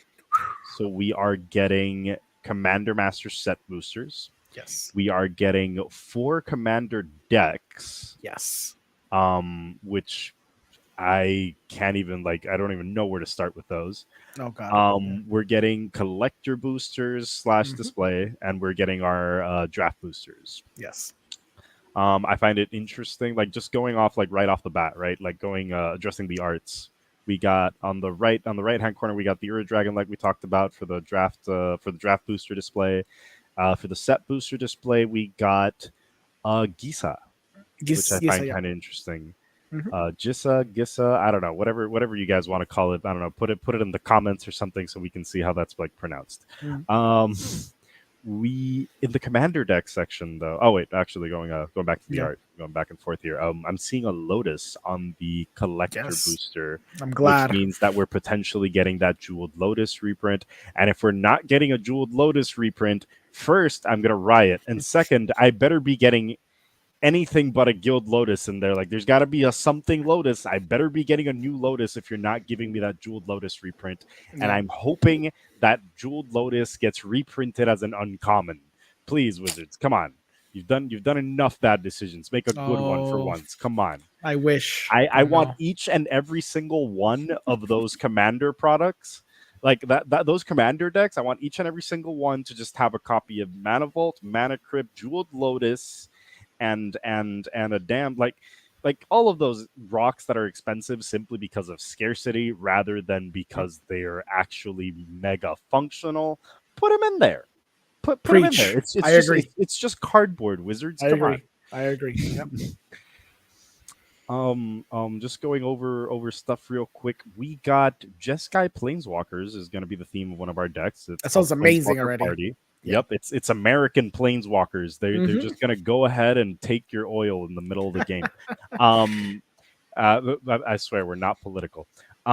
We got Enduring Enchantments. We're getting an Enchantress theme deck. I really do hope it has, if not all, because obviously they can't give us everything, I suppose, even though they could. They just don't want to. Which is interesting because it's not in banned colors, which is interesting because the last time we had an Enchantress focused deck, it was in banned colors, and now it's not. So I am very curious of what they're going to do with that because they're taking away the blue and putting in the black, which black also has amazing enchantments, but it's interesting. I can't really remember other than the Reanimator enchantments. I can't remember a lot of enchantments that are black off the top of my head that I would. You got Bitter Blossom, you got Phyrexian Arena, so you got really good value ones that you take away life for something really good on the other side. That's the thing. I always forget that Enchantress decks don't have to be Voltron. Yeah, exactly. My brain thinks auras automatically, but I guess I just kind of Yeah. But then we also got the Sliver Swarm, which is a 5-color deck. I'm really hoping that we either get a new Sliver or that we're talking first Sliver right off the bat, just cascade into all of the Slivers. Other than that, I guess Sliver Queen is the next good option. It might be Sliver Queen, the one that's going to be in the deck. I'm almost certain. Yeah. Although I do got to say this. I am hoping because of commander product, I am hoping each one of those is going to be a new commander. Agreed. And that in any case, we get, for example, something like the first Sliver or a Sliver Queen as a secondary legendary in the deck. I think that would be the best way to go, especially because, again, a lot of these Sliver cards going into the next, segueing into the next deck, a lot of these Eldrazi cards, a lot of those Enchantress focus or Planeswalker focus strategies, these are four fairly expensive strategies that are only expensive because of how niche they are. Yeah. And it's definitely an opportunity to bring some of those prices down while also bringing something that makes these strategies feel fresh, I guess. Yep. The last one that we were talking about is the Eldrazi Unbound. I find this one especially interesting because this is entirely colorless. Yes, so we're gonna have wastes. At least from what we have on the box art, it doesn't say that you're getting a 5-color mainly colorless commander, it's implying that we are getting a fully Yeah. colorless commander. Mhm. This is again where I say that it's an excellent opportunity to bring up stuff like I think Grim Monolith is in the reserve list, so I'm screwed on that one. But for example, just like a mana vault, or Mhm. just these things that again, like mana vault is only expensive because of what it would The because of the scarcity they rarity of created. It's the scarcity, yeah. scarcity that they created. Yeah. Not because it's like an amazing card. It's honestly a card that up to a certain degree it's actually kind of niche where you can Mhm. play it, because even there's a lot of CEDH builds which just simply care more about having the correct colors than they do about having a ton of mana. Yeah. A really good example being Gale, which is my current build. He just cares about having like your pips rather than having a bunch of colorless mana. And I think that it applies to a lot of cases in which we tend to stick cards like Soul Ring and Mana Vault into decks that don't need them. Yep. Agree. I've talked a lot, so Rengo, I don't know. Give me something here. Yeah, I was super excited. I freaked out when I saw that they were starting to spoil Commander Masters, which is obviously a meme in the Commander, in the MTG community, because the last 7 Master sets have all been coined Commander Masters. So I guess Wizards caved and they were like, "You want a Commander Masters? We'll just give you a stupid Commander Masters at this point," because every other Master set was always being skewed to some degree for Commander players. So I guess they were like, "Well, screw it. Forget the idea of having Commander Legends, which was essentially the original Commander Masters or the Soto Commander Masters, and now we're just giving you straight up Commander Masters." I like the idea that there's some flexibility because you have your set booster, your draft boosters, which I am actually want to draft this with you guys for sure. Like I definitely want to draft. We have to drafting draft on it. this. We're We are drafting drafting it this here for straight up. everybody to see Yes, on the Cardboard Cave podcast. that is so going to happen. We need stay to draft tuned. this. Yes, We're stay doing tuned. it. I love how push these commander decks, and we're going to be talking about why they ended up being so pushed, because there's going to be a compromise with all of these things. I am in love with everything here. This is basically what I've been wanting for a while. Even the reprints they started to announce for this, which they just talked about like 2 or 3 cards. They're all excellent, and they all should be in this set. It makes sense, and I am very, very excited for this set. But there's one big asterisk to it, and eventually we'll get to that, which is one of the reasons that, although I love this, it really hurts my bottom dollar and my wallet. It hurts a lot. Yes, it's gonna be a pain. I think they spoiled a few cards, right? No, not that I've been made aware of. Well, they have. So let me just pull it up for you. So Really now, because I was actually looking it up as we were talking earlier, and I didn't see anything. Give me a second. This is live, folks. Commander Masters spoilers. So they spoiled. It was just 2 or 3 cards. It wasn't that many. They spoiled. Because I saw the. They spoiled 3 cards, sir. So they spoiled the aforementioned Dragon. It's 3 reprints, by the way. The aforementioned Dragon, obviously, in its original art, but obviously there's going to be like that version you probably saw there. The other card is obviously the Joe Lotus. It's going to have 3 different versions. It's going to have the normal one. It's going to have the borderless foil, which looks phenomenal. And it's going to have the edge foil. They're doing the edge foil again. And it looks also amazing. And the third card is basically Time Warp, the expensive version. The one that hasn't ever been reprinted again, because it's another card for Portal 3 Kingdoms, which now I'm seeing that Wizards is just using Portal 3 Kingdoms as an excuse to just like throw in a very expensive card that's just going to like drop like a stone after the fact. And this card, it will retain some of its value because it's essentially a redundant Time Warp and it's going to be used.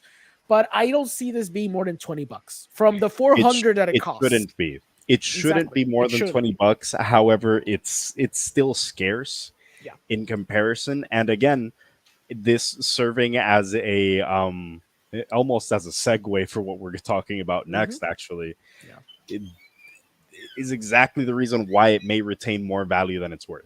Yeah.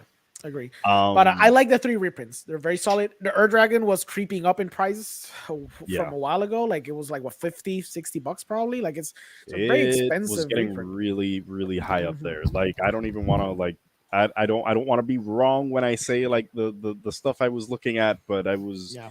ridiculous, like 79, $80 almost. Yeah, Like it was it insane. was it was getting insane. Yeah, agree. So I'm happy. I'm happy that we're getting this as a reprint. It's all these three cards are excellent reprints, and I just hope, pray that you know the other reprints are in line in terms of value, and Mhm. for the price that you're gonna pay for these boxes, they better have good value in them. And I hope that it has a good Agree. experience. Yeah. You guys sorry for our listeners that I keep popping in and back. I just came back from the little stew I mentioned earlier in the podcast. No problem. You guys mentioned No worries. the prices of the box. We're Not yet. getting to That's that. exactly what we were gonna Okay. segue into, Yes, we're JP. gonna So segue thank that, you yeah. for that. Thank you. These are like I for those who are like watching, right? There's not a lot that I have to say at this point. So everything Mhm. that's gonna be said is gonna be for the listeners. Yeah. That's it. That's Amazon, right? Yeah, this is Amazon, Correct. which is Okay, obviously okay, going to be which is the a pretty prices. which is No, going to be a pretty good guideline either way. Yeah. It is not actually. Okay, Really? go ahead. So I knew you were gonna bring this up. Basically, these prices are set beforehand, and then they will drop. Yes, that is true. These prices are very big, massive speculations, and then they'll drop. So it will not cost you $360 per set booster. But what I'm not saying, it won't cost you more than $100. You know, it'll be like a $200, 200, you know, double masters type price. Yeah. I honestly, considering what's already like happened before, I am very much, depending on what gets spoiled, I am expecting a $300 price tag. If I'm being honest, No, I I think maybe last the same. last time you put something at that price range, it didn't sell as good as well, and they had to drop is the true. prices. Well, Like you could sell like a set booster or a Mhm. draft booster at like 250, but I don't think that you'll be able to sell it at 300 plus. I guess JP brings a good point because the last time we saw prices like those, it was with double masters, but And it was the caveat that you still had double the rares and or mythics, which in essence you have way more value in those boxes than in these ones because it's just strictly like a sure the set boosters play a little bit with the rares and the mythics, but essentially you're getting one rare and or mythic per booster. So I guess it would sink a little bit. I do think, if I'm being speculative, I think it's going to be a $250 box. I feel like 250 I think it is probably high. could be. It's It's definitely high, but like that's like the what I believe. But And I the honestly $200 hate the draft. concept of a $250 box, considering that what don't does that disagree. mean for our collector's product? Well, that collector's product is 4 boosters. So they're doing the whole Exactly. thing. They did the thing that they did the last time around. Yeah, it's the same thing. Which, Exactly as you my can see, problem. it's bestseller because originally when they speculated the price, it was 170. And I'm pretty sure a lot of people were like, whoa, wait, this is like lower than it should be based on what we presume is going to be in the box. So then a lot of people bought it. That's why it's a bestseller because then it went up in price. It went Mhm. back to the like the price that makes sense, which is 194 because each booster is being speculated at $50 each. So yeah, and it's 4 booster just so people know. To be fair, anything like $20 for a pack of 15 cards is already too much money. It's to be insane. honest. I agree. And this is obviously You for know. the very premium whales and all that. But pro tip, and I don't know if you guys done this before, but you can always just pre-order the box. Yeah, Exactly, and because if you need won't to, be. you just cancel. Yes, you can always cancel whatever the hell you want, and Amazon is not going to like penalize you for this, and they will always honor the lowest price. Yeah, the lowest price you ordered it.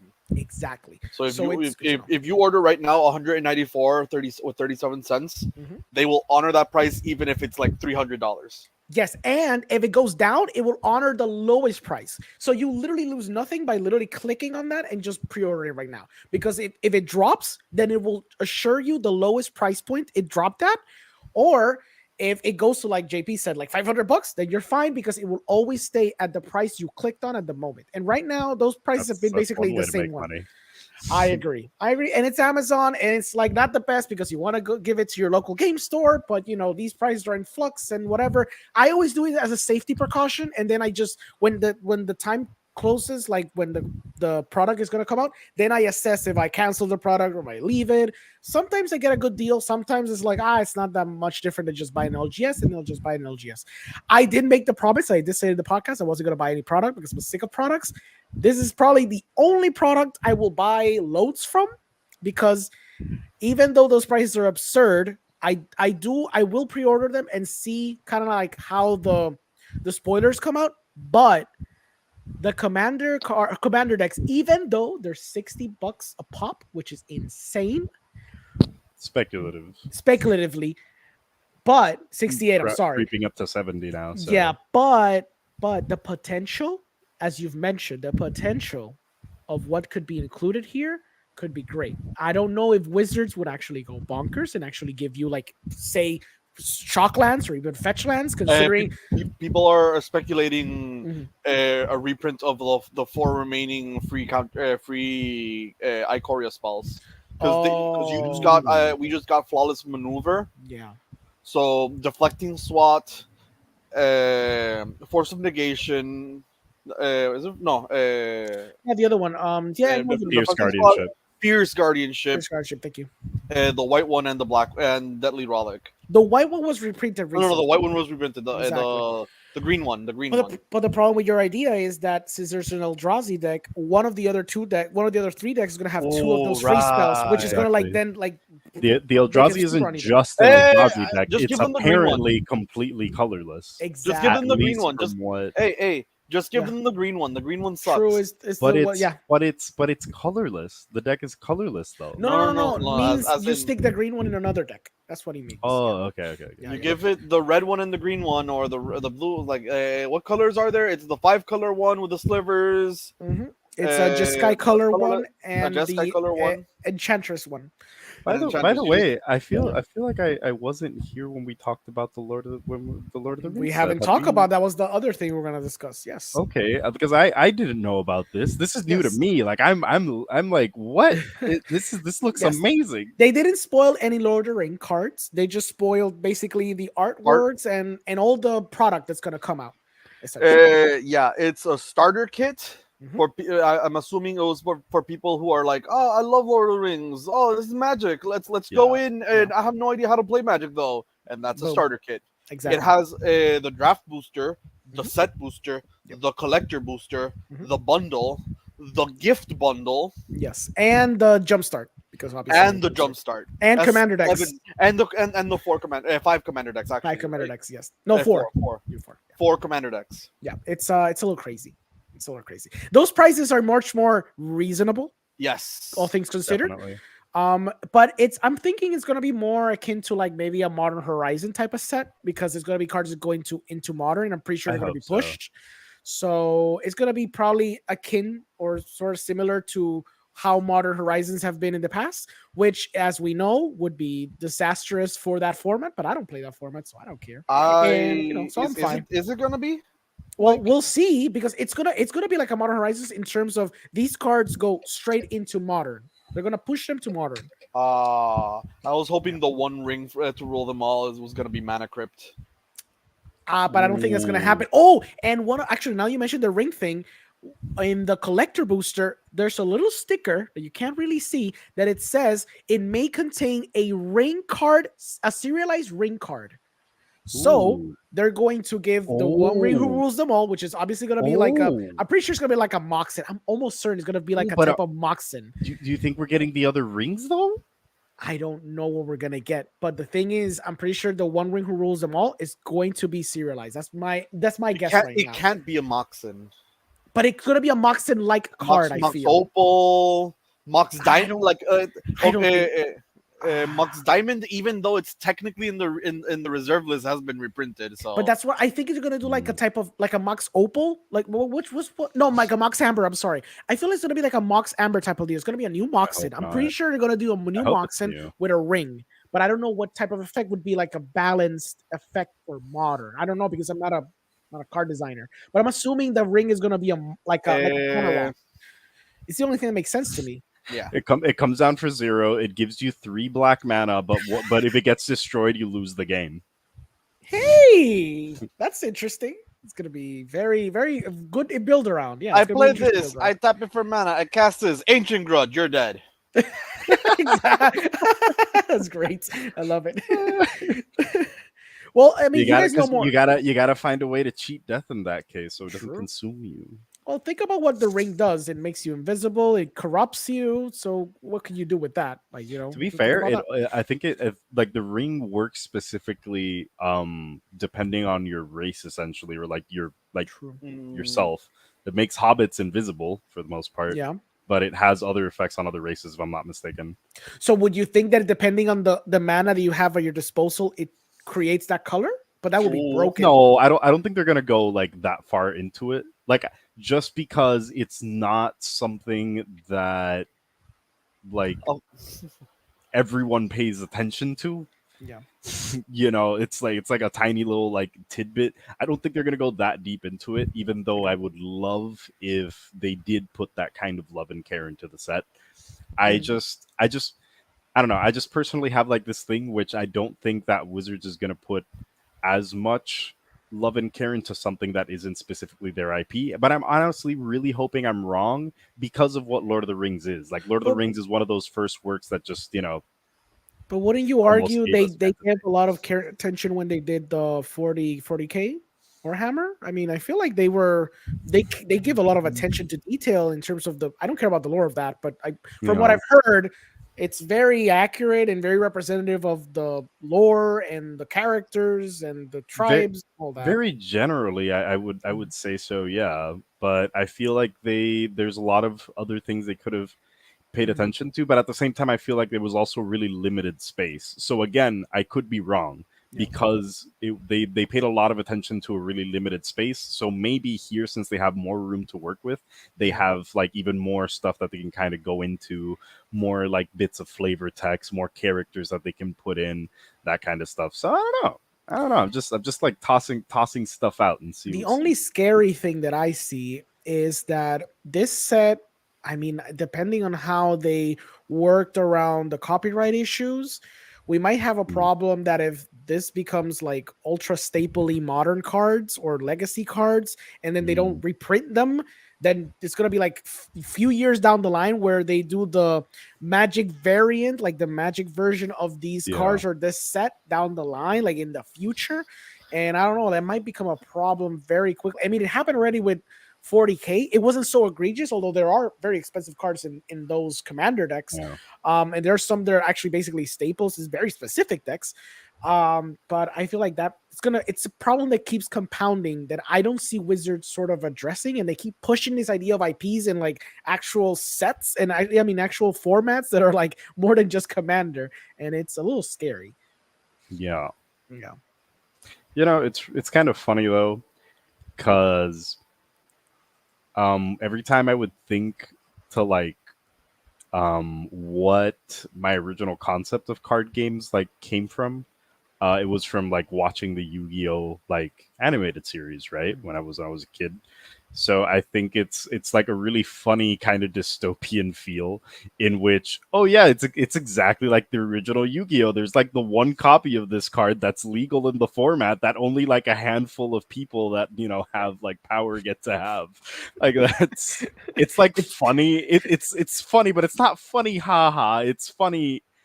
Oh God. Exactly. It feels like a funny, oh what is God. going Yeah. on? Then you have to become the real Kaiba. Find those people and rip it. Yep. You gotta find those rings, those serialized rings, and start ripping them apart. So and make sure you get the number one, the one that says Exactly. number one, Yep. and rip the rest. Exactly. Actually, Oh my God. yeah. Oh my God! It would literally be the one to rule them all. Exactly. Yo, Yeah. yo, hear me out. Yeah. Hear me out. What if the number one copy is just like the one ring to rule them all, and then you get like the like really special like borders and text or whatever, and then you just have all the other serialized ones, which are just like a more generic version of that. I'd be afraid to actually own that card. I feel like people are gonna like right, break down my door and kill someone's gonna me. like find your IP address and Oh, like yeah. come after you. Yeah, Straight up. If I post like even a single picture of that, I swear someone's gonna kill me in like yeah. in my own house.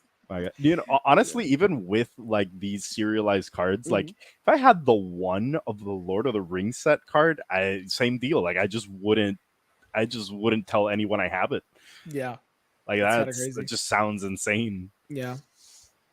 No, it's interesting. I'm not like a big Lord of the Rings fan, but I appreciate this, and I feel like they're going to give a lot of care and attention in terms of the storytelling and what this means for so many people, so many other people. You know what I mean? Yeah, yeah. It'll be I fun. think it's a great tribute because again, because of Lord of the Rings is like, well, not necessarily because obviously there's a ton of influences, but like because of Lord of the Rings is basically why there's so many people that have a love for fantasy, why D&D has like became a thing. So I really do hope that they're going to do it justice, I suppose. Mhm. I hope that a collaboration with like the Lord of the Rings IP also means that there's potential for like some D&D like Lord of the Rings content, even though I feel like it's redundant up to a certain point, but I do Yeah, yeah. kind of hope that we do get some of that, because I don't know, it's kind of cool. Yeah. I like that so far from what we see on the art of like the box, we're getting art that's reminiscent of like like the old descriptions, like the books and stuff like that, but that also has like its magic feel to it. Because at least with the 40K versions, I feel like they were very 40K, you know. And here, even though I'm not saying that it loses the Lord of the Rings feel, but I feel like you can really feel like the magic, like the magic touch, no pun intended, right? I feel like it looks a lot like the animated movie, right? It has like that look, that like very Like 70s an updated like version of the 70s of art. the Yeah. 70s. Yeah. It looks very nice. Like it's like you said, it does feel like they kind of blended a little bit of the aesthetic of magic with Lord of the Rings, as opposed to, like you said, basically just 40K concept art into a magic card. Mhm.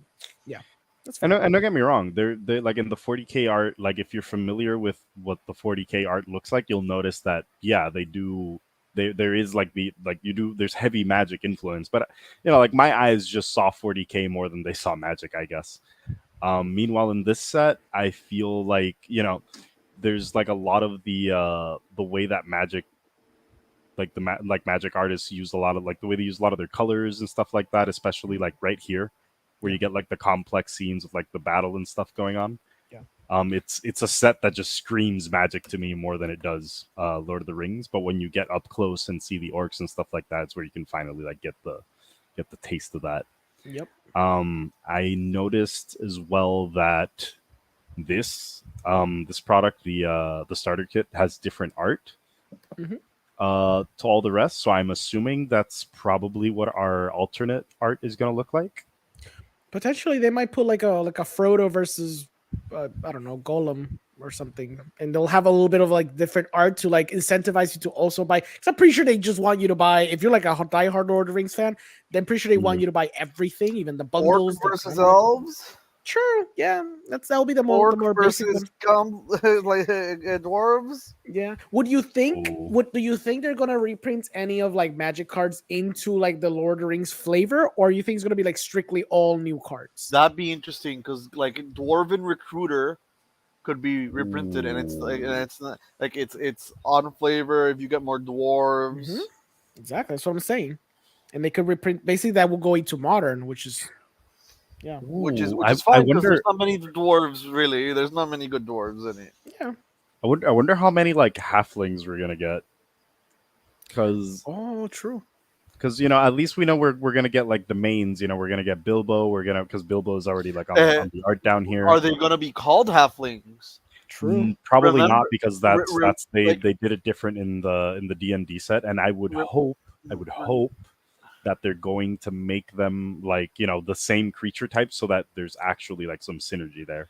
So no, so they would make them halflings. Oh, I see what you mean though. So back before we had D&D in Magic, the Azra, Azra, the Azra are basically tieflings. They are copies. They're exactly tieflings. And then we got tieflings as a subtype. Like, yeah. Uh, Prosperous Innkeeper is the only halfling that comes to mind immediately, and he is a halfling citizen. There's Yeah. also Gretchen. So are they going to be with halflings or Willow. are they going to be hobbits? I see what you mean. Yeah. Because that's the thing. Now in Magic, we have. Oh wait, are the Kithkin the same thing as halflings or no? They're technically yes, That's what I'm saying. You, but you they're with the that magic in equivalent. exactly. So in Magic, you're gonna have Kithkin, halfling, and as we see now, even possibly hobbit. Yeah. You'll just have a lord that goes with all three, and it'll be easier.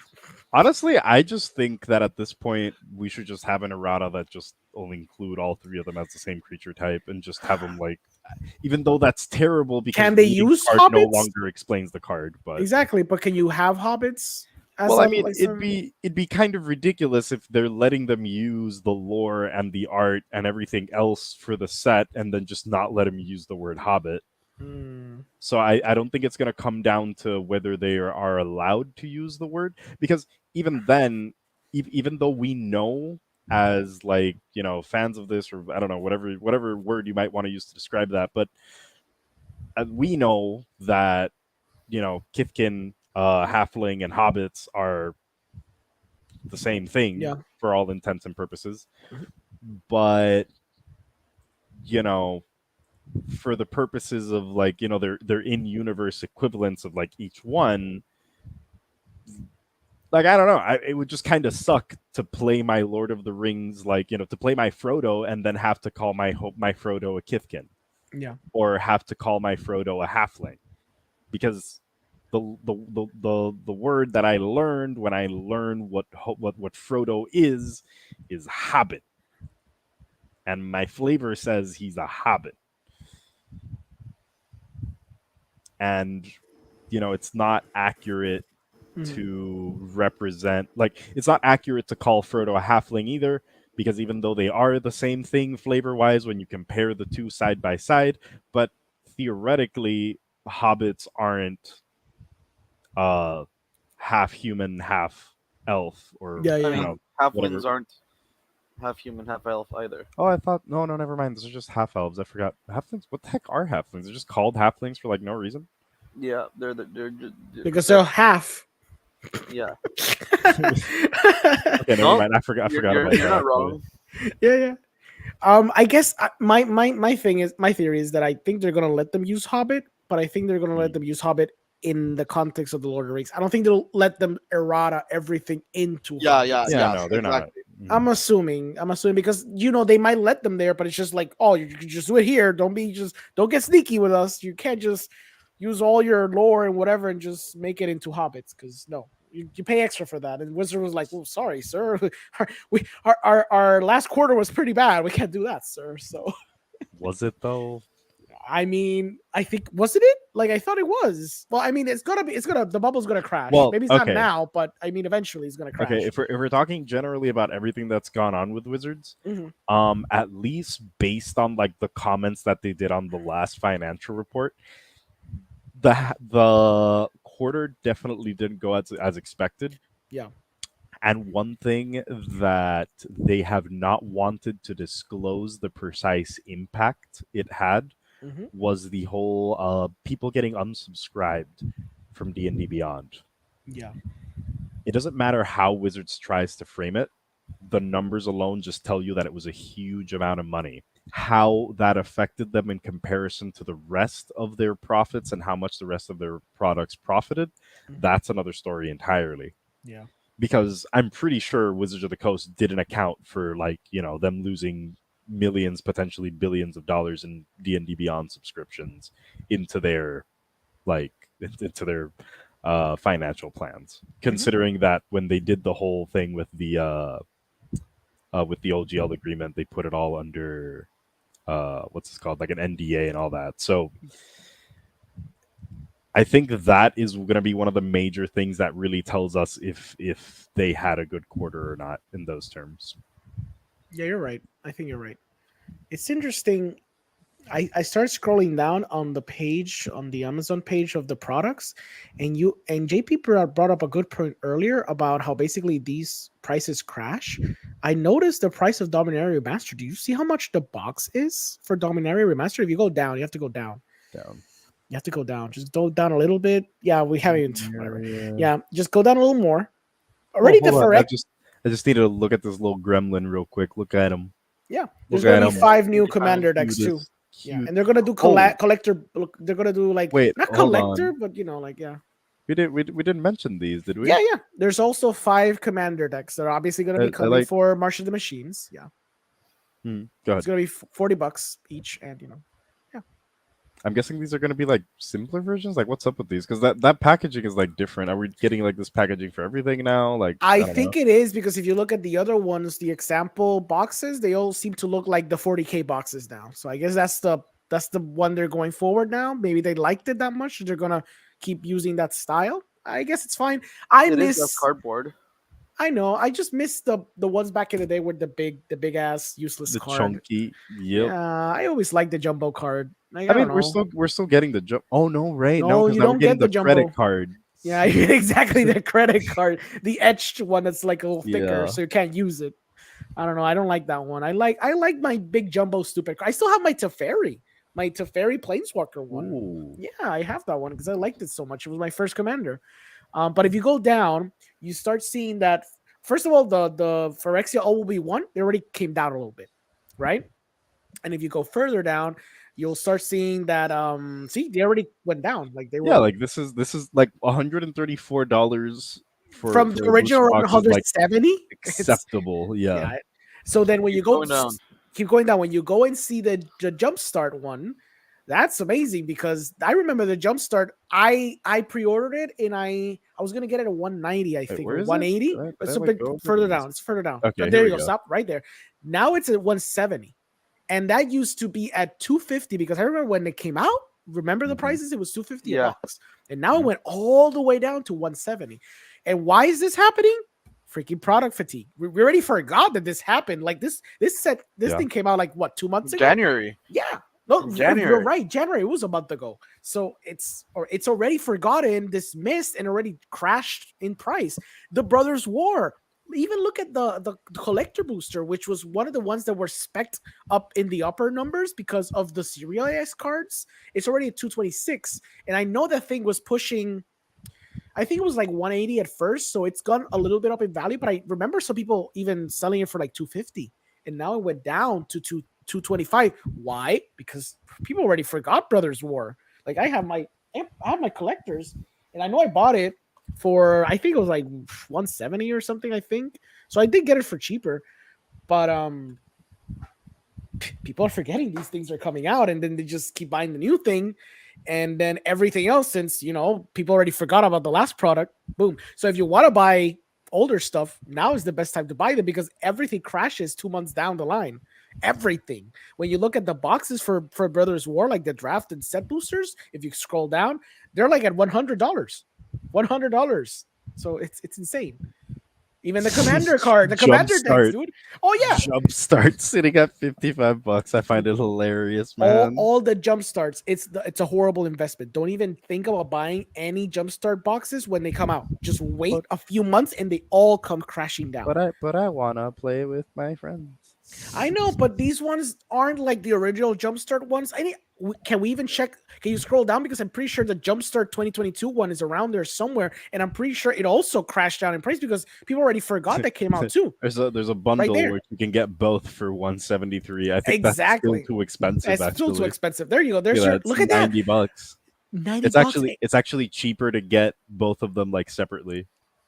And that's the 2022 one, the one that actually is like a proper Jumpstart set where you can actually have like complete cohesive themes in every booster. And that's sitting at 92. Cool stuff going on too. It really has really good. It had good reprints too. It has like Ristic Study and stuff. And that thing is sitting at $92. It's like, if you are like, if you as a consumer are like, oh my god, these prices are insane, literally just wait 2 months and you're gonna get it at a discount, like a heavy discount. I love how at some point you start getting nonsensical bundles because it's clear that they don't know what to do with so much Yes, product. So they're yes. like, "Hey, get all 4 Pioneer decks and a Jumpstart box." It's like, what? Yep, because Okay, they don't know but what like, else to do.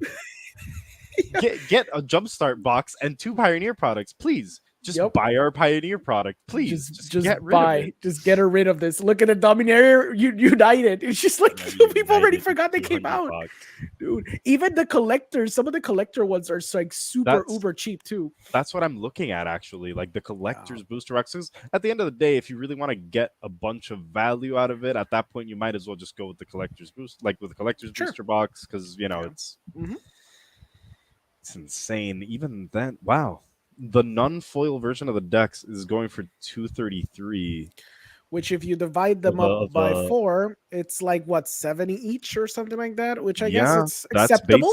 That's basically market value for what they That were is going like market. after like after everything was said and done and after they did like the huge rises and the stupid low Exactly. dips. So even that, when you think about it, it's not bad. I mean, sure, it's expensive commander deck, but the value there in the cards there that are probably never going to get reprinted, or if they get reprinted, it's going to be like 3 years down the line. Yeah. It's good to get. So Even yeah, even the foils, if you're like that much of a whale and you want to yeah. have a product that is going to be like insane no matter what, Mhm. even going for this. Oh, look at that. Hey, is anybody seeing what I'm seeing? The Monera United bundle, or No. The fact that you can get 4 whole commander decks for the same price as their Magic 30 product. Okay, I'm still salty about it. Let's keep going. And those you can actually play with. Yeah, there you go. They're actually legal in a format. Look Yeah, at that. exactly. Look at that. Look at that. You can either It's play it with your friends as a full set because you actually have enough cards to play with all your friends, Yep. or you can dismantle them, or you can even sell the singles and still like make something out of it. But Yep. hey, let me It's stop crazy. being salty. It's in the past now, right? No, Yep. no, it's But not. as you can see, Never forget as what Wizards did to us. as you can see, if you are just wondering about these prices, or you think they're a little too steep, which some of them are, I will admit straight up, most of these things come crashing down after a few months because you just move on to the next product and the next product. And if not, we've always said it too, just buy singles, because of the fact that they keep printing all these cards in like different artworks and framings. You will always be able to get the cheapest version and let the whales get the expensive one, or even you can get the ones that have a little different art and flavor, because some of them equalize at the same price at the beginning too. Yeah, So I got an enlightened tutor foil, old border, for nice, cheaper nice. than the actual normal Yeah. non foil one. Yeah, you just gotta like look out for those Like prices. and I got a gamble old border foil for the same thing, cheaper than the non foil normal version. Yep. And I was looking for the old border versions. Yeah. Oh yeah, the old border versions of those tutors looked so good, so good. But I think that's it. Yeah, we covered a lot. This is just happening the last week basically, because they Yeah, it was just just started pumping you on a stuff. lot of stuff. So yeah. All right, guys. So I think we've pretty much covered everything we've had to cover this week. Actually, there's one thing I wanted to mention real quick. I forgot the name of our second place contender, but I just quick shout out to Reed Duke for getting that Pro Tour win. Our second place contender, I forgot his name right now, but I really wanted to shout him out. Let me go get his name real quick because he played an off meta deck and got to second place. He was playing like a kind of like an aura deck, like a Yep. Selesnya auras deck. Mhm. And he made it to like the grand matchup with Reed Duke at the end. So huge pretty shout out solid. to this guy. I got to remember his name. Like we can't end this podcast without me getting this dude's name real quick. Hold on.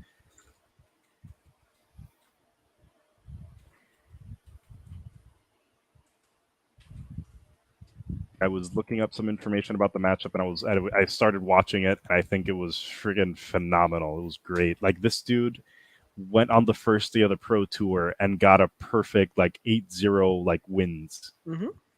And that is really darn cool. That's very solid. Oh, where is he at? Oh no, wait, I know where to look for it. Benton Madsen. There you That's the guy. go. That's the guy. Nice.